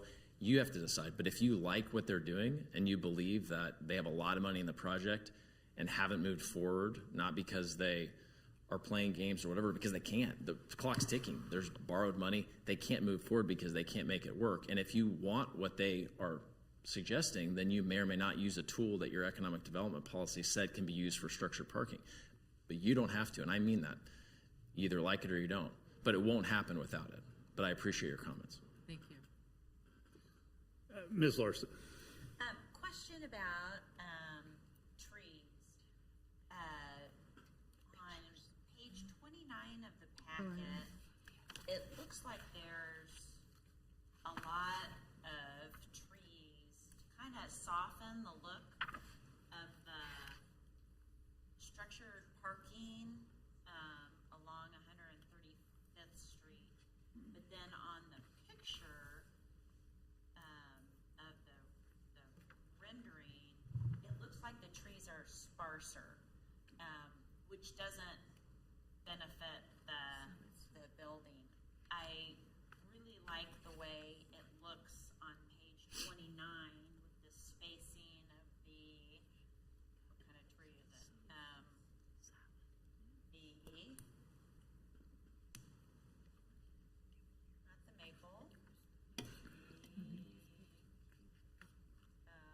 Councilmember Larson, could you? Skyline honey locust. Councilmember Larson, could you speak into your mic? Oh, so sorry, so sorry. I rarely do that. The Skyline honey locust, it looks like there's a lot of them along 135th Street, and then the entrance that softens the look of that structured parking. And it looks like more on this architectural drawing than what is in the picture. We were just talking about that. The renderings, we try so hard, Councilmember, to get the renderings exactly like the actual landscaping plan sheets, but always pay attention to the landscaping plan sheets on the finest. Yeah, details. it looks sparse in the picture, and it doesn't do, it doesn't help the picture of the building. So that was something that I'm asking, do you acknowledge that that looks different? It looks like less in the picture, but I like what I see on the architectural drawing. And having that structured parking along 135th Street may not be as attractive, so it'd be really great to have a bunch of trees and shrubs and landscaping kind of as the buffer for the building between the street. I really appreciate the fact that the surface parking number has decreased from 163 to the 107. And so in my mind, that helps. And yeah, I think the pictures, it just makes the building look massive. And so maybe it won't really look like that is what I'm hoping, because the pictures, it looks very large. But I do appreciate it, how the architecture on the outside has been, it's like a 3D dimensional, which helps break up the length of that building. That's the undulation, just to be clear, you're describing it. That's the one architect word that I was using for that, yeah. Yeah, undulation, I like it. And I think that really helps with the length of the building. This is more of an opinion. I know we're supposed to be asking questions, but since I'm already speaking, Regents Park has turned out beautifully. What has been built thus far, it looks like quality. I think the aesthetic is incredibly appealing. When I drive through there, it looks like someplace I would want to live. It looks like quality. And so I do think that the developer has earned some street cred, I don't know a different word, but in the quality of the development that they're going to have for this building, because I really like what's been built thus far. And I think that wraps up what I have to say. Thank you, Ms. Larson. Mayor, do you want me to answer this one? I have that number now, so we don't lose track of it. Okay. Previously, and I'm sorry because I always like what to mention, the north-south, so I'm going to call that what, depth, maybe? Depth of the building was 148 foot, and now it's 152 foot. So like I was saying, it's really hard with these drawings and renderings to capture everything, but again, straight from the architect looking at the depth numbers. Sorry, Mayor, go ahead. So that was the north-south dimension. North-south, exactly. Yep, thank you. Yes, Ms. Rubin. So I have a question about the renderings. I had asked for some different perspectives because we only have the north perspective. So I want to make sure I'm thinking about this right. Like this northeast facade, is that if I'm on 135th? Mrs. Rubin, would you please? Oh, sorry. Thank you. So if I'm on 135th and I'm looking south to the development, that we don't have a rendering of that here, do we? Be the north facing. There's elevations in the packet. Yeah, I guess so. For me, But when I this is see, looking along, I think the point though, as my team, this is looking along. You're seeing it right there, but you're looking along it as opposed to you're asking for a head-on. yeah, like I That want to is see. that facade. I want to see what it's going to look like if I'm driving on 135th, looking south. I want to see That's what it's it. going to look like. So on the right of the screen is labeled current. And that facade that you're seeing facing to the right of the screen Yeah. is the north-facing facade that you would see if you were driving on 135th Street. Okay, so it's the facade is facing north, but I would be looking south if I'm. Yep, Okay, just want to make sure I have exactly. this right. Okay, so I also feel like the rendering doesn't show the entire length of the building. I am concerned about the length of the building. I'm not as concerned about the depth because you don't really see that from the street, from 135th anyway. But like you can see on this northeast facade, you don't even see where the end of the building is on the rendering. I know you have it on the drawing. Northwest, so the northwest This is corner, which would be northeast. down here, you're saying you don't, yeah, right there. Northeast. So that would be the west. Where the cursor is going, like where I'm going with it, is going to the west towards the sky, kind of that way. I guess look at page 48 of our This is going packet east. is what I'm 48. looking at. Is that the one you're looking at? Page 6 is what's 48. Okay, I'm getting some clues. And I'm just before we leave it, because I don't want to interrupt when you're Yeah. mid-speech, but this is exactly the same length as we did not change the length of the building. But let's go to Patrick. You're saying it's this PDF. Of course, I don't see numbers on here. You want to tell me when to stop?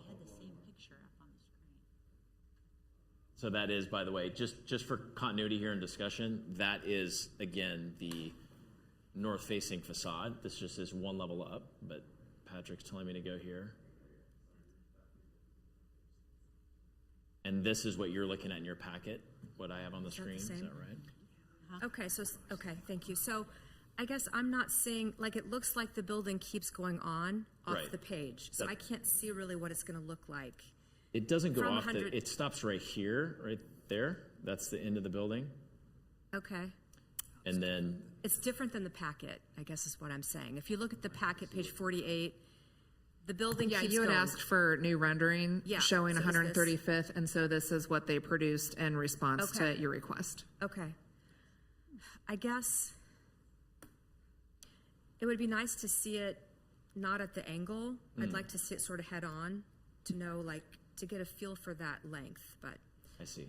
I think the whole idea was drivers. Since you're going Right. on 135th, you're not like that. You're Right, going- I right. think that was the idea. Okay.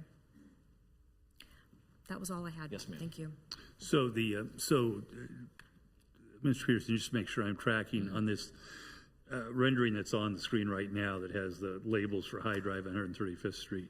Correct. The cars that are coming towards us are traveling east. Correct. Is that right? That's and right. we're looking to the west. Correct. And that's the north facade of the building that we're Correct. seeing. Do I have that right? Okay. Yep, you got it.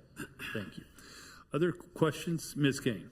This is not so much questions, but just comments. To your, and Mr. Lashbrook, I'm a fan. I'm a fan of, you know that. I've said it many, many times. I'm a fan of Regents Park. I'm a fan of yours. I'm still a fan, even after this. What's given me heartburn, however, in this presentation is you made the point, Mr. Peterson, 5 of the 8 were not here at the time. So they didn't. I didn't prove this. And what was portrayed to us when we approved it was, you said it yourself, 2 buildings with the inside. It looked more like 2 buildings because the inside was the big pool deck kind of area, and now you've reconfigured it. And so instead we will have literally one solid city block of a 5-story building along, as opposed to what visually and what we approved in my mind was, it visually looked like 2 separate buildings with the big separation in the middle, or it wasn't so big, but there was a big separation in the middle. And so, and then even in the packet, which is right here, for the purposes of the newbies, they can't see that. And even to Ms. Rubin's comment is, you're not showing it from 135th before or after. We're not seeing it. We're seeing it from the corner of High Drive. So I don't know. The word razzle dazzle is in my head right now. I just feel like we're getting partial information. You're not being completely transparent with your presentation here. It was, if it's 4 feet difference north to south, that's, peanuts, of course. If it's the same stretch along 135th. So basically what you're saying is the footprint is the same.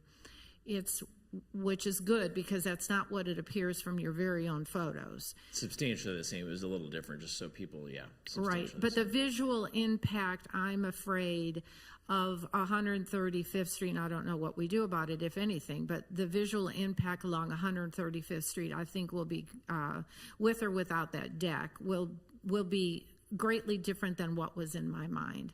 But again, I believe you do quality work. I believe, apparently there's a lot of equity partners that are involved, which makes perfect sense, of course.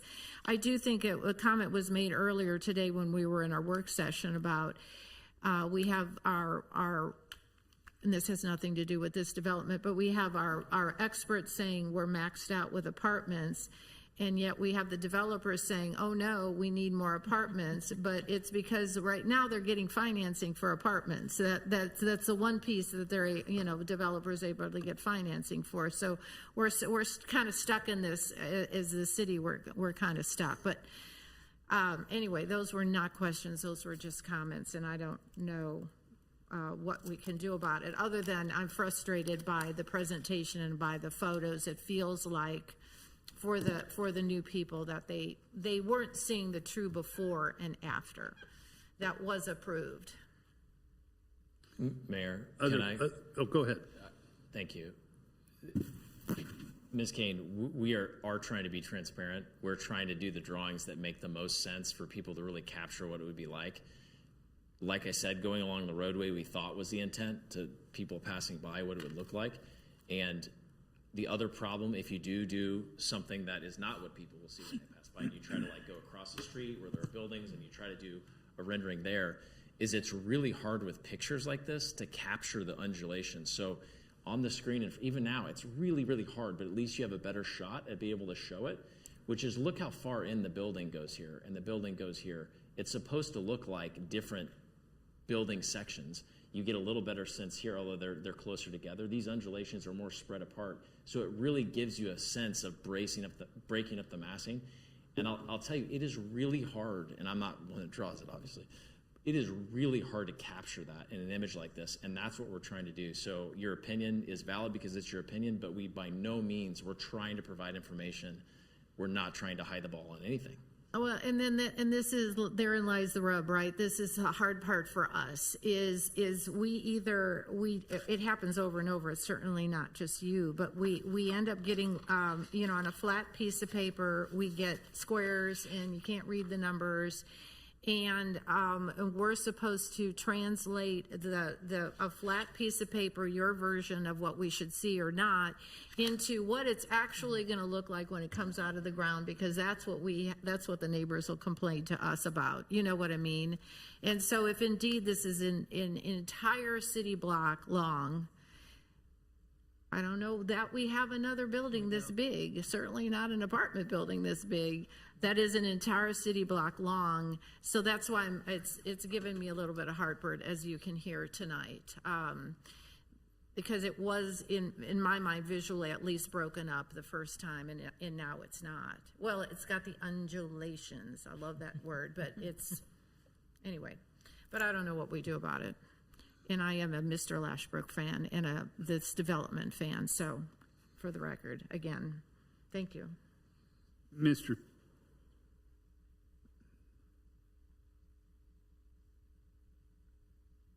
I try not to talk too much. No, I mentioned, you heard me say the word elevation, Mayor and Council, a minute ago when we were having one of these. I said, well, it's on the elevations. It's exactly what you're asking, where you can look at each side and a flat from end to end and has all the dimensions. Yeah, This there you is go. what we see. Well, This is what we see. So again, are they here? Yes, but this is again, this is what I'm saying. This is translating this into out of the ground, and we have to answer to our neighbors. That's the part. Did you give all of us the elevations? Yes, but it's on an 8.5 by 11 piece of paper. And what it actually looks like, even the building coming out, the 55 and older building coming out, people, because I live out there, people are going, oh, I had no idea that thing was going to be so big. So that's the thing. Once it starts coming out of the ground, it's very hard to I'm not an architect. It's very hard to go from 2-dimension to 3-dimension, especially when you're talking about a city block long. But again, I don't know what we do about it at this point, but anyway. Mr. Peterson, a question that may or may not help, and it may or may not be answerable tonight, but I'm curious, what is the length of the co-op building east-west? And how would it compare? We may be able to get that. How would it compare with this 642 feet? And it's 642 feet, basically a full block, a full city block? Anybody? Okay. I'll let your architect. City block is between 500 and 700 feet long. 214 yards, so it's a couple of football fields. Okay. That'd be 600 feet. Or no. 642. Yeah, it would be 600 feet. Yep. Yeah. Ms. Ray. I have a question. Are you able maybe to plant some more evergreen trees along 135th? You have these locusts. They're deciduous. They're going to lose their leaves, for 5 months out of the year.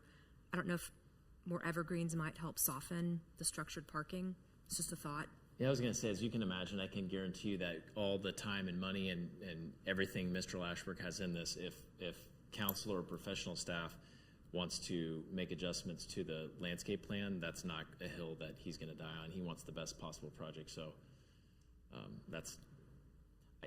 I don't know that that's the design aesthetic right now, but I just don't even have to look back. I know the answer is we really want to build this project, so whatever we need to do in that regard.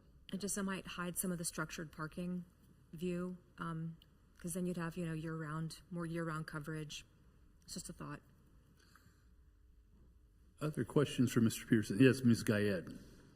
Just a quick question about, you said that you were increasing the square footage of the units. Did that impact and it might have been in our packet and I don't recall, the unit mix, or just kind of what are you seeing as far as trends to cause you to make that adjustment? Good question. Yeah, there is something behind that. So we ended up, I can flip a few pages and give exact numbers, but I'll start by just doing the high level. We did not have any 3 bedrooms, and we had some efficiencies, and then we had a lot of 1s and 2s, which is very common, as you know. And we got rid of all the efficiencies and went to adding some 3s. So the 1s and 2s still make up the bulk of it, but I guess on the ends, you could say That was my guess. Yeah.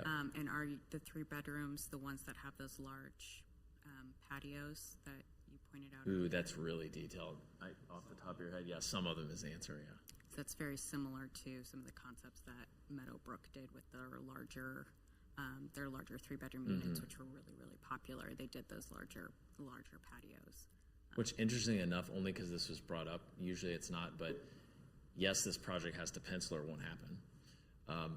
But we also are trying to listen to the market, which is, again, our potential equity partners here and everybody in this market right now.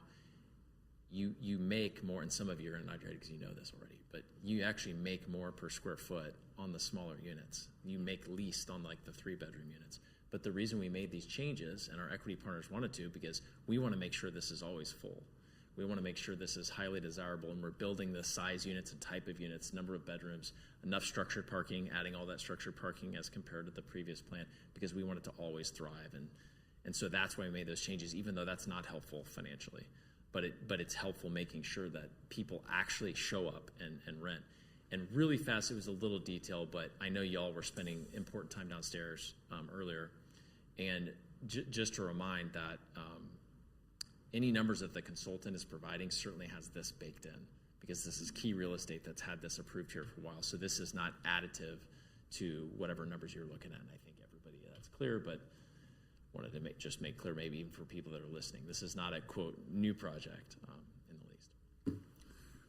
Mr. Peterson, I can't remember, I'm losing track of the presentations here, but in your presentation, did you have the comparison of the plan similar to what Ms. Hurley had?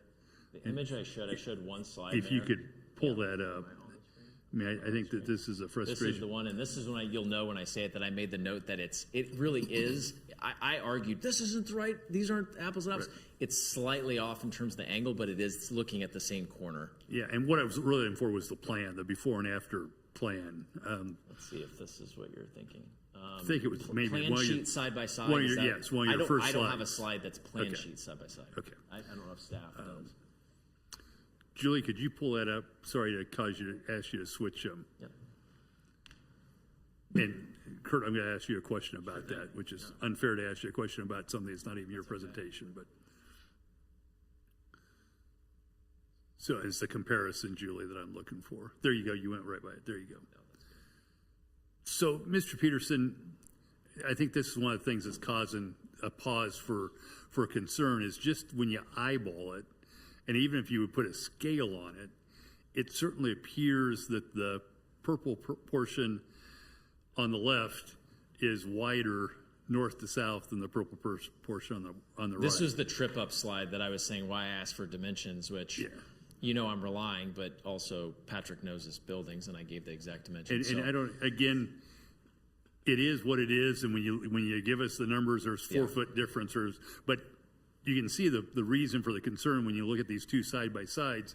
It would appear that the one on the left is twice as wide, maybe not quite twice, but as what is on the right. And I think that that's part of what's generating the concern. And Patrick, I don't know if you have an explanation. Okay.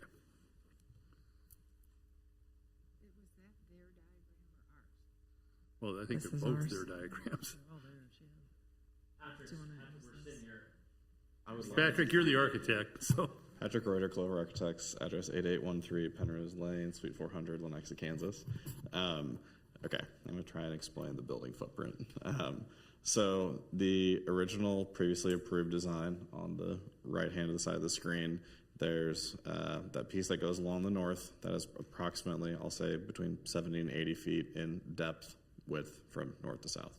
Then when you get over to what was building B on the far right-hand side, it's that kind of L shape, right, where it goes, east-west, and there's an L that goes down to the south. Thank you. So this depth here was 148 feet. The new building, which the ground floor only is that entire depth of 148 feet, but there's this and the staff's presentation does not show floors 2, 3, 4, and 5, that every floor above that then steps significantly further north. So as Kurt showed, we have kind of that upside down E-shaped building. So we previously only had, one leg of the building that, turned south, and then we just added 2 more legs of the building that turns south. So the challenge here is what we're looking at essentially the parking lot, just the ground structured level. Parking, but the parking lot is what we're looking at. And you're telling us that the building above the parking lot would look more like what we're seeing on the right hand side. And if you'd like, I'd like to go to, I think it was page 3 in our presentation, and maybe zoom in there because I can kind of outline that a little bit better, probably. Yep. Real quick before you do that. Yes. So I don't know. I need a cup of coffee or something. So this on the previously approved, where the lavender part, why is it white there? That's outside parking. Was there stories above that? And if there wasn't, and there is now, that's exactly what I'm saying. So you're still losing me. What is the white part? Why does the picture look like that? Was anything above it before? Okay. So the white part in the previous is surface parking. Now on the proposed, there is 1 story of that is now when we brought the garage up, it's just 1 level that is garage. Now, there's not always apartments above it, which is why I like to go to this other plan view, which I think will make it more clear. So on the previously approved, it was surface parking with nothing above it. Correct. Only on part of the south side. Okay, so that's From- exactly what I've been saying for an hour. There was the volume of the building, you've replaced surface parking with nothing above it with interior or interior parking with 3 stories above it. No, that's why can I please go to this plan, and then I think it'll help, I hope. So bear with me here. Okay, I'm gonna see if I can zoom in maybe, and hopefully, I don't know the magic buttons.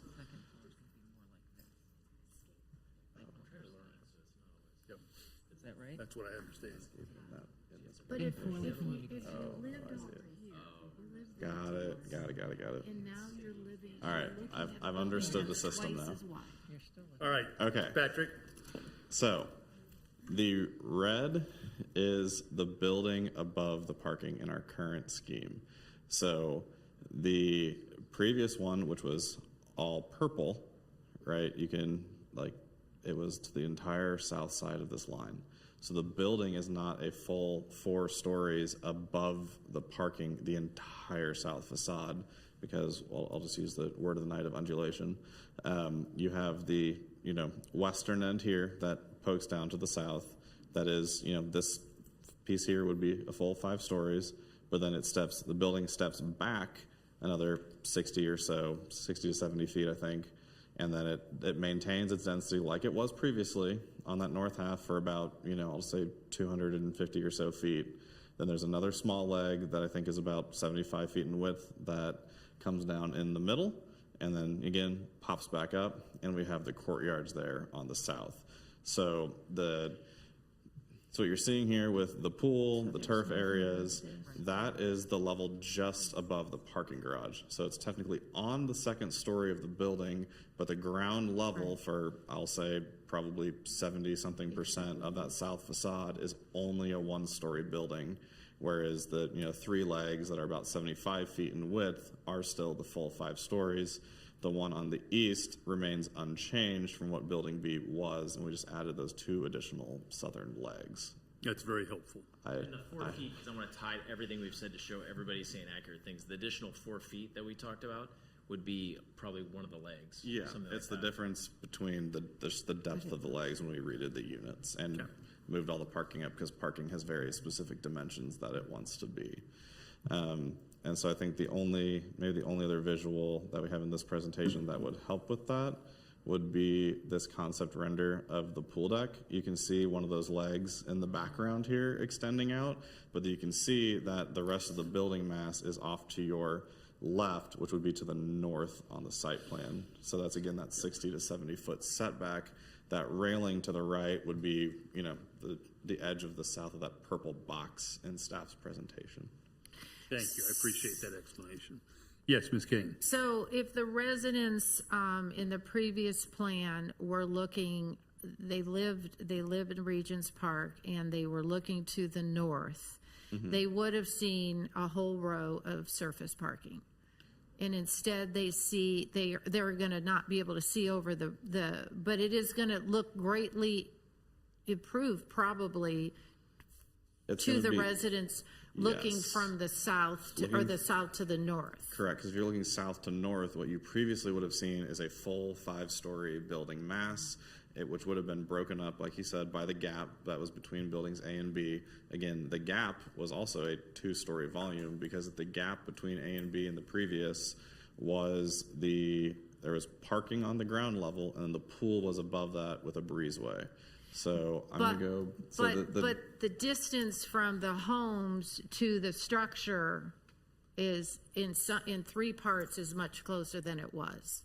2 parts only, because one of the legs was always existing. So, but I get your point. So Yes. from the south, looking south to north, for the residents, it's going to look better, in my opinion. Yes, it's going to be more broken up because you have that big step back in those pool decks. However, from 135th Street because you took out the pool was breaking up that 42 feet.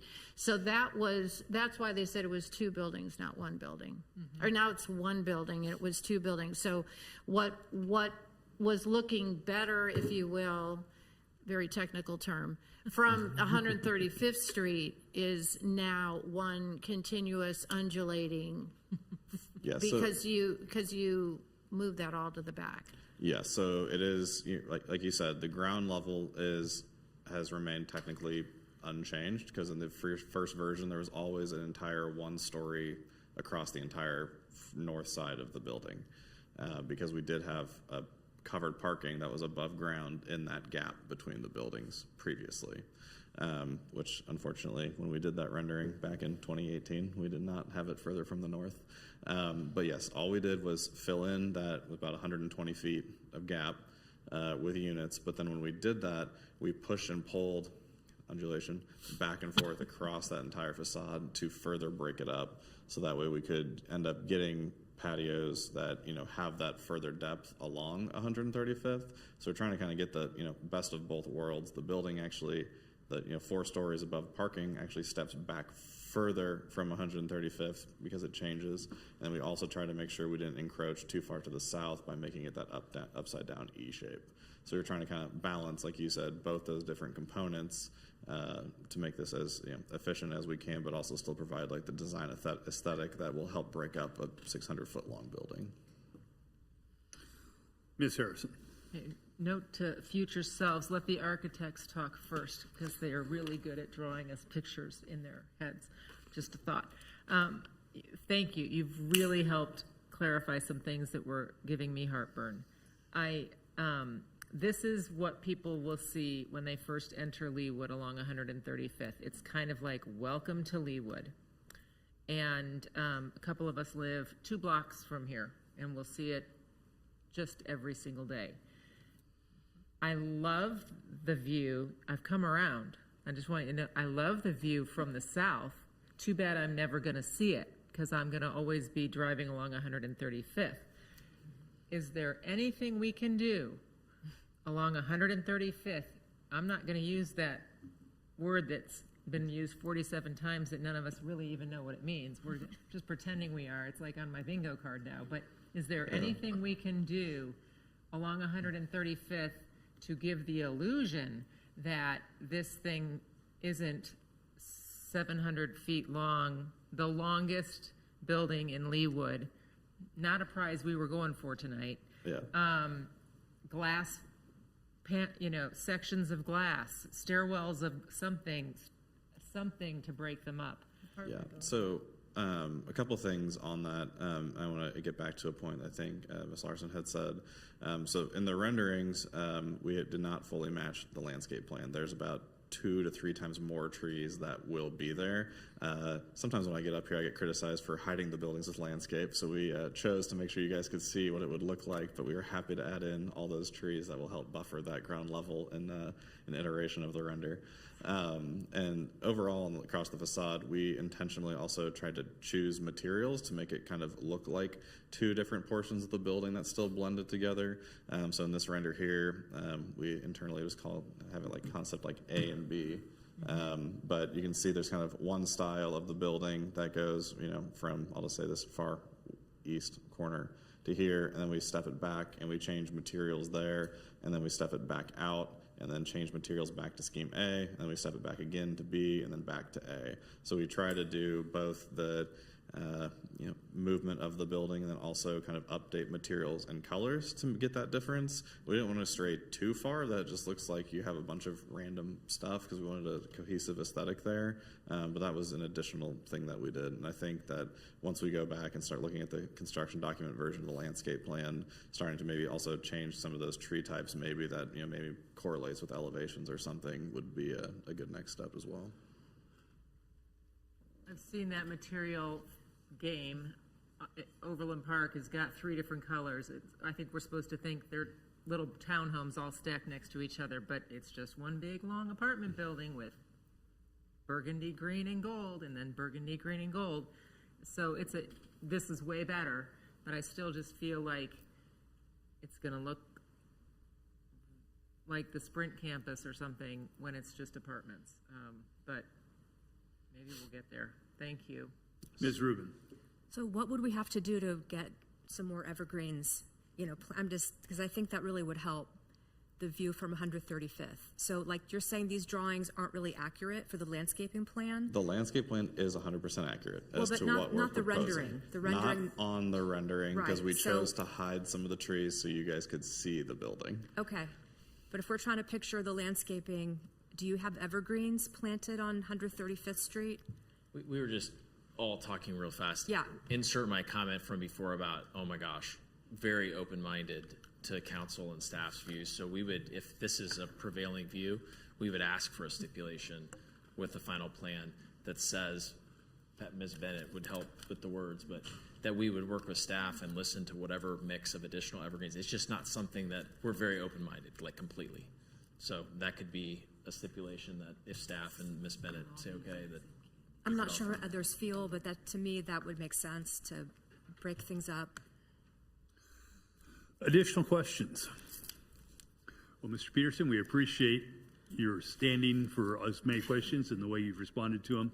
But you can step back and we'll Thank you, move Mayor. on to the discussion portion of our consideration, adding in the discussion we've had so far. Additional discussion.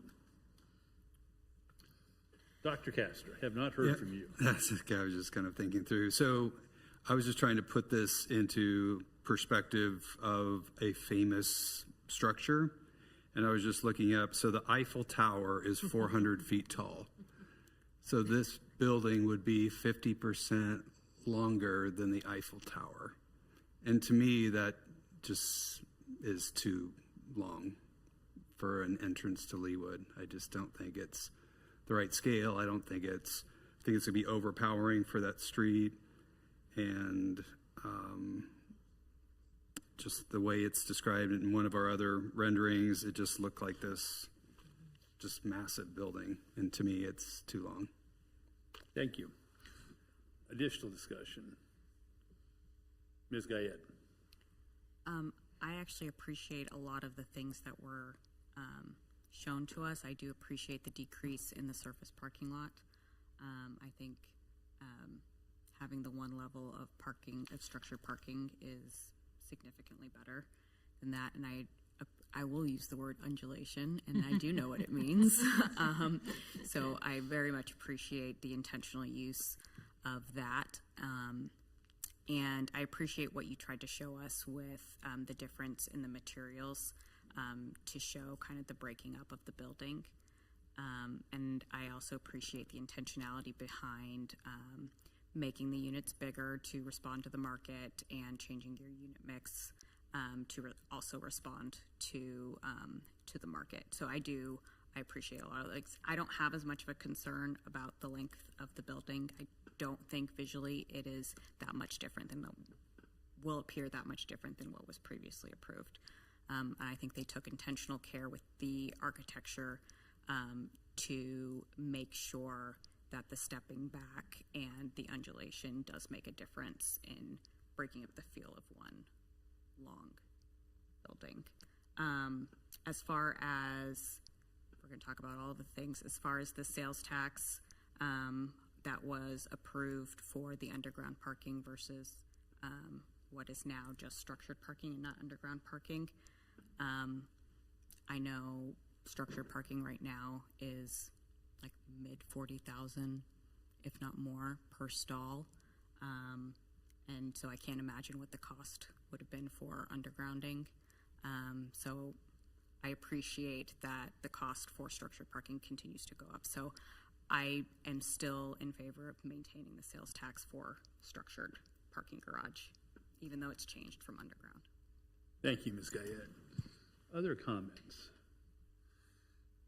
Well, I would join with Ms. Gayette in almost everything she said. I think that, and I was glad that Mr. Peterson reminded me, because quite frankly, I'd forgotten that when we put together the policy on the sales tax incentive, that it was for both underground parking and for structured parking. And so this certainly still fits within the policy of this governing body for making that incentive available. So I'm completely comfortable with leaving that in place. I do have a little bit of a pause on the length of the building. I think it is important that length largely, I mean, I don't know that as we approved it, or as we on the Planning Commission approved it so many years ago, and as you all on the governing body approved it subsequently, that maybe there wasn't as much appreciation for that length, but it certainly has not changed dramatically. I don't know, and I think that Mr. Peterson and the folks from Clover make a fair point that as it was previously approved, there wasn't much of a break there. So yeah, it was 2 buildings, but I think that was an important point that was made. That having been said, I still have some concern on the total length of the building. But again, I appreciate the effort that was put into trying to break that up, and so it doesn't seem as massive. I think that the landscaping, certainly not in the first year, the first 2 years or whatnot, it takes a while for those trees to grow. I think that will have a significant impact as well. So I'm predisposed, although I most likely do not have a vote in this, but I'm predisposed to support this. Ms. Kane, I think I saw your hand in my peripheral vision. In your there. peripheral vision, yes. I think the presentation in my mind was botched, to be honest.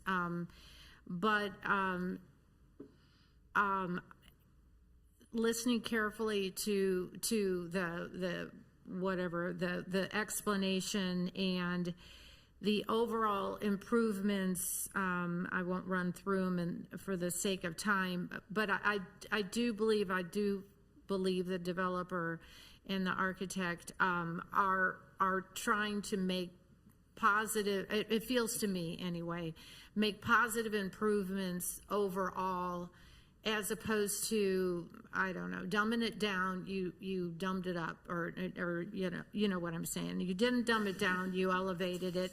I do think, just like everything else out in Regents Park, it does look elevated. I do think it looks expensive. I do think your undulations, and I too know what that word means, and use it on not a routine basis, but definitely use it part of my vocabulary. But so I am going to vote in the affirmative, but I do wish when you come before us again, because there are 5 new ones that the before and the afters are equally represented. So that again, you even confused me, and I was here.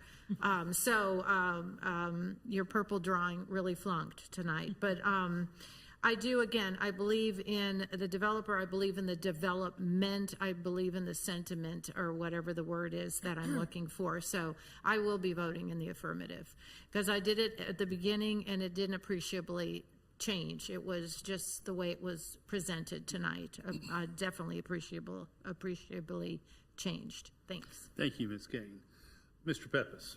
Thank you, Mayor. So, a lot of what I was thinking, Ms. Guy had already kind of touched on. I think this is a really good example of listening to market conditions, the changes that have been made. You all want this to succeed as much as we do, and you're all in it to make that happen. And so without kind of repeating a lot of that, I just kind of wanted to point that out, that I think that this is a very pleasing project, and I'm excited to hopefully get started on it. Thank you, Mr. Pepis. Ms. Larson. I too know what undulations mean. We use it a lot in I'm the golf. only one that didn't know that. You cannot play golf without knowing about undulations. But I've never used it in this circumstance. I will be voting for the affirmative, and just briefly, I like the reduced surface level spots. That's important to me. I'm fine with continuing with the IRB, ERB, whatever we call that, the tax break for the structured parking. The length of the building does give me pause, but the gap that we had, 120 feet, which is, my mind thinks in yards. I don't think in feet. So, and 40 yards is, like to the second to the back row. It's not that long of a gap that was there before. I appreciate more amenities have been added for the residents. I also appreciate the bigger units because in our previous discussions with the Hallbrook North development, Van Truss indicated that they wish they had put more 3-bedrooms at Meadowbrook, and so they're doing that at Hallbrook North for the locked-in facilities. So I appreciate that. That's evidently a market-driven thing. And then I support any kind of stipulation that we might have to add the landscaping in along 135th Street to soften the look of the structured parking, and then also that would help decrease the visual for the length of the building. So I think that would be an important aesthetic for the building. Thank you, Ms. Larson. Sorry, I didn't mean to interrupt. Oh, you no, there. that's it. Other comments? Yes, Ms. Harrison. 2 measurement questions, please. The berm that I'm looking at, not berm, what is that called? Tree lawn, the Yeah, green tree lawn. grass. Tree lawn. Between 135th, how wide is that before the sidewalks? Sorry, 100. 130. What- This 135th Which dimension between building and curb? The grass. Between the sidewalk and the curb, the tree lawn. Give me 1 second. I'll pull this as long as it doesn't die, and I'll be right back. And then my second question for the other people to be working on, how big is the pool? Length and width? It looked a little bit small in the picture, but that could have just been an angle. So sometimes when somebody's trying to do something, you entertain. So I have one entertaining relevant thing, Mr. Mayor, which is the Eiffel Tower. This is for fun. Mr. Peterson. This is for fun, not, the Eiffel Tower is 330 meters. It's 1,083 feet tall. So just, Well, let me see what Chat It's GPT mostly for fun, just because I'm stalling. No, that's good. The meters get Chat you every GPT time. says it's 410 feet tall, not long. Chat GPT, There you go. AI I at don't work know. again. That's the reason we missed Mars with one of the rockets that we sent up, because it measured in feet instead of So meters. 2 football fields, I'll take it back. Instead of comparing it to the Eiffel Tower, 2 football fields plus. Versus feet, apparently. Really, Mr. Ross. It's time for Yeah. trivia right Yeah, now. rocket missed Mars. And the reason was because it'd been programmed in feet instead of meters. Yeah. About a $700 million miss. Some engineer.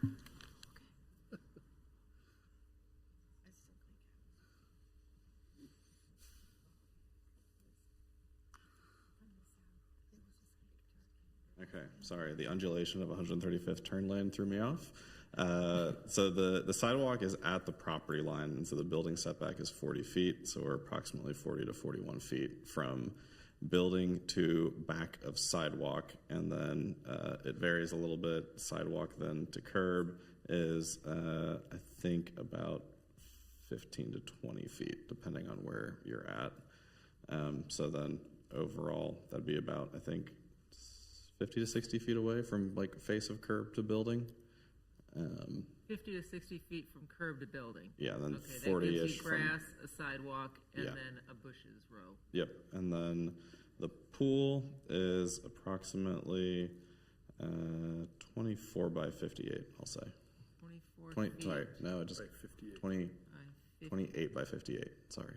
28 by 50. A lot of numbers I have floating around. 58 feet, not Yes. 50 yards. Yeah, not meters, yard, no fathoms. Not an Don't throw Olympic fathoms size into swimming this. pool. Yeah. 50 feet, 28 feet. Okay. I mean, I'm just looking at these people in there, and you're putting in, 1,600 square feet of pool, plus or minus. thank you. Thank you, Ms. Harrison. Anything further? Nope. All right, is there any more discussion? If not, do I hear a motion relative to Planning Commission case number 123-2026. Yes. Okay, I'll try this. We'll Yes. see if I get it right. Thank you. I move to approve this plan with the added stipulation that the developer will work with staff to add evergreens on 135th Street. I'm not quite sure how to word that, but That will do is that nicely. good? Okay. Thank you, Ms. Rubin. Is there a second? Second. Thank you, Ms. Guyad. Any discussion on the motion? If not, all those in favor of approving Planning Commission case number 123-2026, please indicate by saying aye. Aye. Those opposed, same sign. Nay. I hear the nays as Ms. Harrison and Dr. Castor, and I believe that Mr. Sunkel has departed, so that gives me 5 votes in favor and 2 votes against. The motion is approved, and Planning Commission case 123-2026 is approved as well. Thank you. Appreciate the work that you all did tonight. I now call Planning Commission case 126-2026, an ordinance approving a special use permit and preliminary development plan for the, and I'll apologize in advance for my mispronunciation, the Shul Shabbat of Leawood, located north of 133rd Street and west of Mission Road. Ms. Hurley. Hey, thank you. As you said, this is a special use permit and preliminary development plan for the Shul Chabad of Leawood, I think is a little more correct. I tried to get some direction. So Planning Commission did review this at their July 28th meeting and voted 7-0 to recommend approval. It's a PDP and a special use permit for a place of worship inside an existing office building. There are no exterior modifications proposed as part of this. The SUP would be limited to a total term of 20 years. The Shul does have currently 3 locations, one of which is in Parkway Plaza, and this would be consolidating all of these locations into one spot. They would intend to do this in several different phases as they take over the building. There are some current tenants in there, and so as those leases expire, they'd be able to take over more of the building and move more of their operations in. So just to give you an orientation, this is located along 133rd Street, just to the west of Mission Road, to the west of, I think that's Mission Trail Elementary School there, in that existing office building.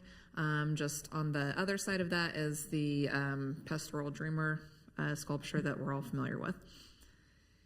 And then again, this is just kind of their final phase of their occupation of the building. You can see they've got space for their synagogue space as well as their other spaces that they have as part of their operations that would all be contained in this building as they take over the entire space. So if you have any questions, I can answer those for you.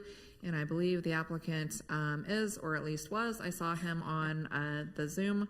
And so if he is still here, he can answer any questions that you might have as well. Thank you. Are there questions? Ms. Harrison. Thank you. How many, I'm trying to count the seats, but I don't want to assume that this drawing is the actual chairs. How many people can worship in the synagogue at the same time? I know we had the square footage in the policy report. Oh, I believe the rabbi is on Zoom. I'm here, if I can, Yes, I can thank happy you, to answer. Weinberg. Hi there, sorry. It's currently set up for 120. 120? And Rabbi, I'm sorry to interrupt. Rabbi, if you don't Yes, sure. mind giving us your name and your address so Sure. our record's clear, I would be grateful. Right. Rabbi Mendy Weinberg. We're currently at 5051 West 134th Street in Parkway Plaza, 6209. Thank you very much. Ms. Harrison. That was was your perfect. question. Nope, that Great. gives me a sense of traffic volume. Additional questions? Ms. Hurley, one question that was triggered in my mind by Ms. Harrison's question is, what are the parking provisions for this space? I mean, just thinking about its current configuration in my mind, I'm struggling to see 120 parking spots or even a... Yeah, let let me see, did we have the parking listed out in the staff report? Yeah, it's in. Yeah, so parking spaces are required, so it's 1 per 3 seats for a worship area. Okay. And so that'd be 40 total for this, and there are existing 112 on site. Okay, thank you. And again, just a technical point, do I correctly recall that the special use permit is personal, quote-unquote, personal to the owner, so that if the property would change hands, that would terminate the special use permit, correct? Right, so this would be granted to the Shoal, and so if it was a different place of worship that came in, it would need a new special use permit. Okay, thank you. Other questions for Ms. Hurley?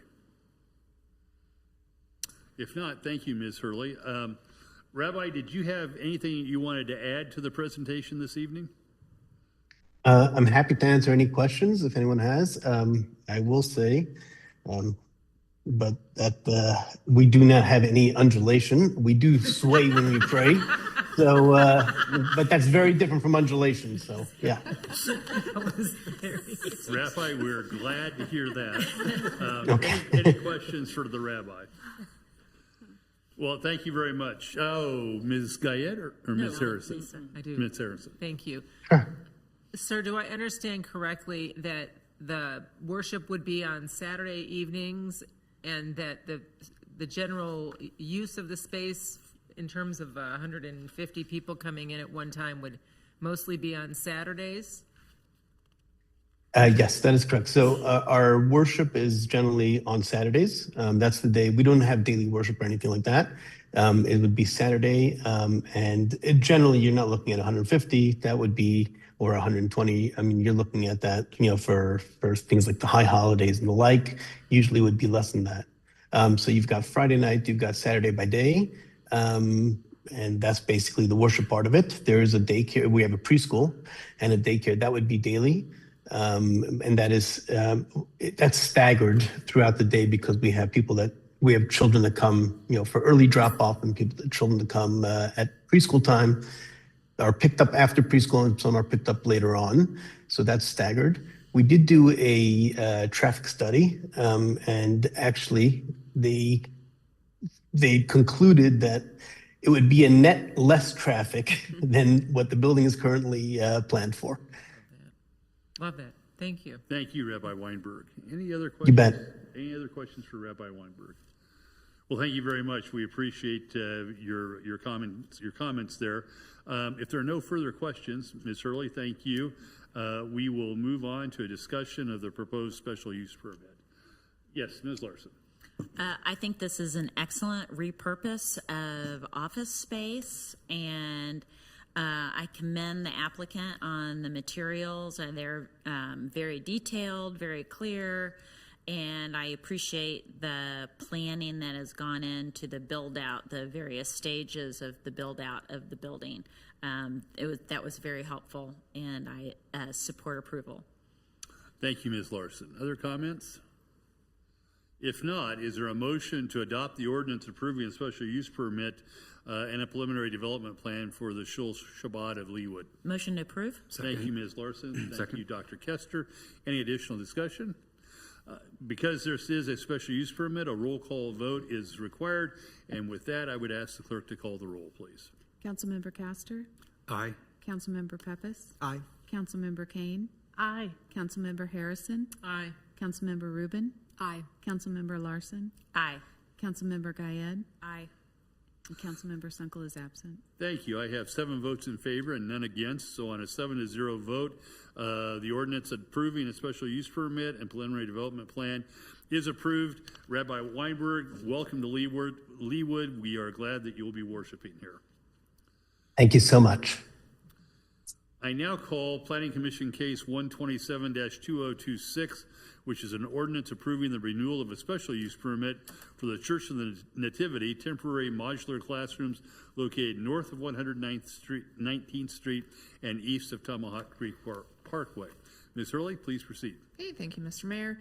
As you said, this is a special use permit request to renew the temporary use of modular classrooms at the Church of the Nativity. The original special use permit was approved in 2024 for a period of 2 years. The LDO does limit special use permits for temporary buildings such as this to 2 years, hence the 2 year instead of a standard longer period that we might see. The church is currently moving forward with plans for their permanent school expansion, so they just need the continued use of these temporary classrooms while that is underway. So just overall view of Church of the Nativity site over here just to the east of where we are at. And then site plan, and I do promise that the purple rectangle showing the modular classrooms are in the correct spot, and they are no larger or smaller than what they are shown on here. So if you have any questions, I can answer those for you, and the applicant is here as well. Thank you, Ms. Hurley. Questions from Ms. Hurley? Yes. I have a question regarding the expansion of the building. Like, how long will that take? They're already on their second application, so I'm curious how close they are to submitting a preliminary and final plan. I will let the applicant address that. Okay, thank you. With that, we would invite the applicant to step forward. We appreciate your patience this evening. I know it's been a long wait, and we appreciate the time you spent with us. If you could introduce yourself and your address, we would be grateful. My name is Harriet Grindle. I'm with Multi Studio. We're at 4200 Pennsylvania in Kansas City, Missouri. So my name is listed as the applicant, and there are also representatives from the school here as well. Currently, the school is in the process of fundraising. So when this was applied for in 2024, we identified it was probably 4 years before the permanent facility would be there. So there was going to be at least one renewal and potentially two. So they're still within kind of headed towards that time frame so that there's a second renewal there. But the goal is that would be the end of the need for the renewals. Okay. So there would be one more renewal in 2028. So you think there'll be another renewal? So it'd be a 6 year? The construction, just timeframes for construction and where they are with design at this time will not be complete and ready for open within that 2 year time frame. But do you think you would start, that you'd have a plan submitted? That is the goal for them to start. The PDP and FDP for the building expansion has not been submitted, and I can let them, if you guys know, want to speak to the time frame for the submittal on when you think that would be happening.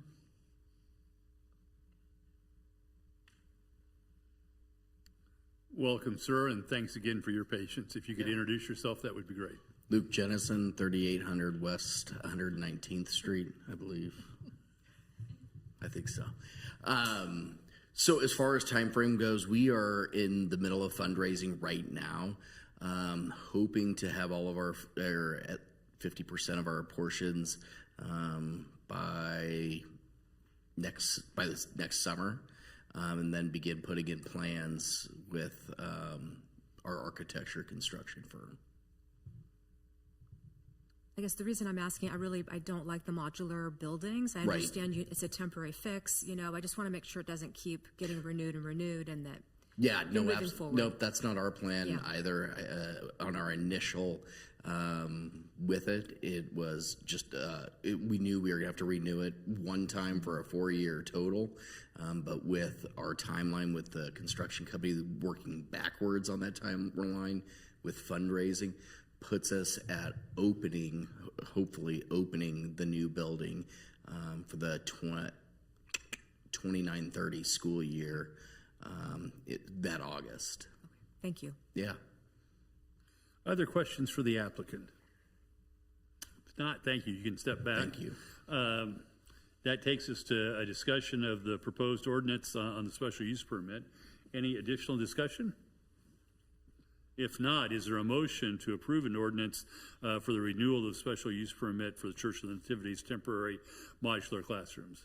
Move to approve. Thank you, Ms. Kane. Is there a second? Second. Thank you, Mr. Pepis. Any discussion? If not, again, as in the prior case where a special use permit is considered, a roll call vote is required. So I would ask the clerk to call the roll, please. Councilmember Kane, Aye. Councilmember Pepys? Aye. Councilmember Larson? Aye. Councilmember Castor? Aye. Councilmember Rubin? Aye. Councilmember Guyette? Aye. Councilmember Harrison? Aye. And Councilmember Sunkel is absent. I have 7 votes in favor and none against, and as a result, the ordinance is adopted for the renewal of the special use permit for church nativities temporary modular classrooms. Again, thank you very much for your patience this evening. We have no old business, but we now come to new business.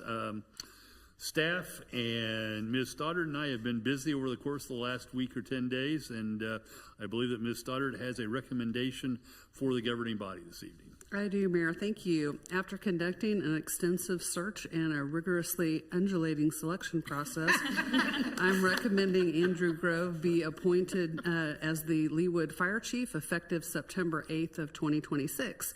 Mr. Grove has over 25 years of experience and is currently serving as the Deputy Chief of Operations for the Overland Park Fire Department. Mr. Grove also holds a master's degree in management and leadership, a bachelor's in public safety management, and an associate's degree in fire administration. And with that, I'd be happy to answer any questions you may have. Thank you, Ms. Stoddard. Questions for Ms. Stoddard?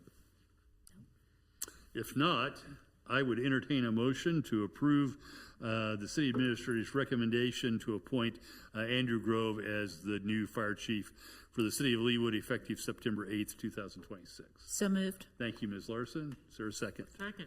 Thank you, Ms. Harrison. Discussion? If not, all those in favor of approving the city's administrator's recommendation for the appointment of Mr. Grove as fire chief, please indicate by saying aye. Aye. Aye. Those opposed, same sign. The ayes have it, and on a 7-0 vote, we approve the employment of Mr. Grove as our fire chief. And with that, I had forgotten. I have another sheet of paper here.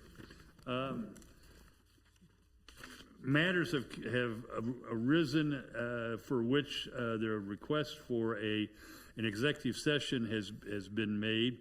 And so I am recommending that we recess into executive session for a period of 20 minutes for consultation with the city attorney, which would be deemed privileged in the attorney-client relationship pursuant to the attorney-client exception, KSA section 75-4319B2.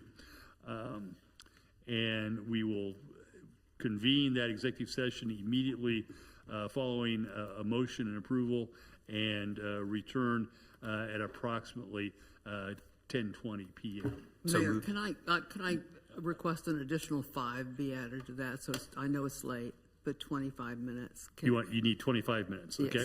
Yes. So what I just said for 25 minutes instead of 20 minutes. So moved. Ask the record to reflect that. That's Dr. Castor moving, Ms. Harrison seconded. All those in favor of recessing into executive session, please indicate by saying aye. Aye. Those opposed, same sign. The ayes have it, and we will adjourn into executive session to return in 25 minutes at approximately 10:25 p.m.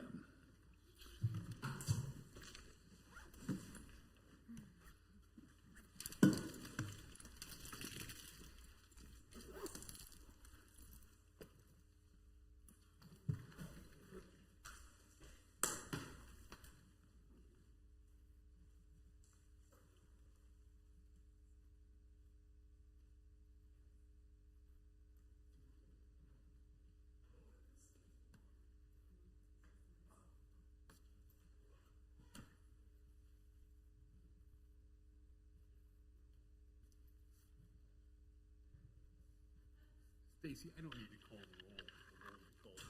roll. No, it's just, yeah, because you're just a recess.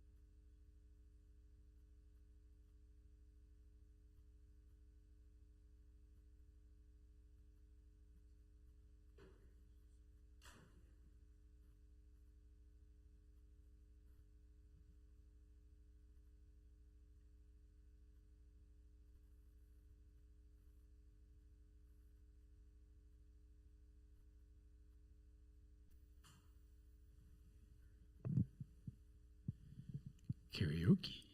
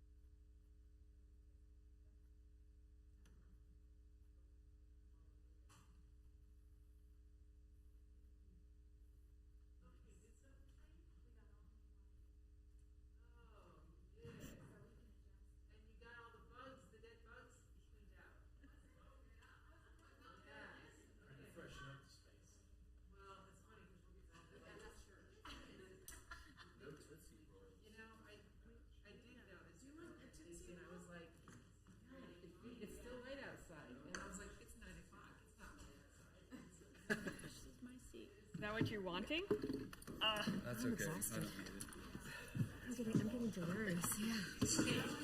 We're gonna dim it just.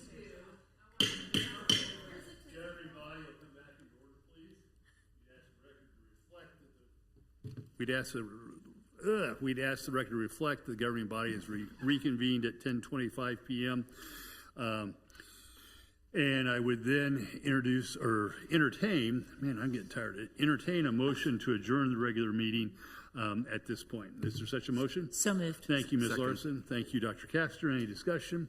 If not, all those in favor of adjourning, please indicate by saying aye. Aye. Those opposed, same sign. The ayes have it, and we stand adjourned.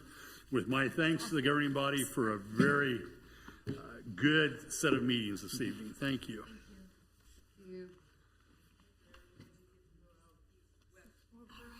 Recording stopped.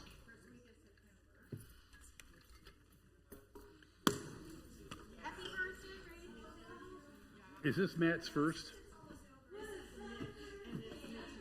Oh, I thought it was Matt. Okay. This is Mitch's first.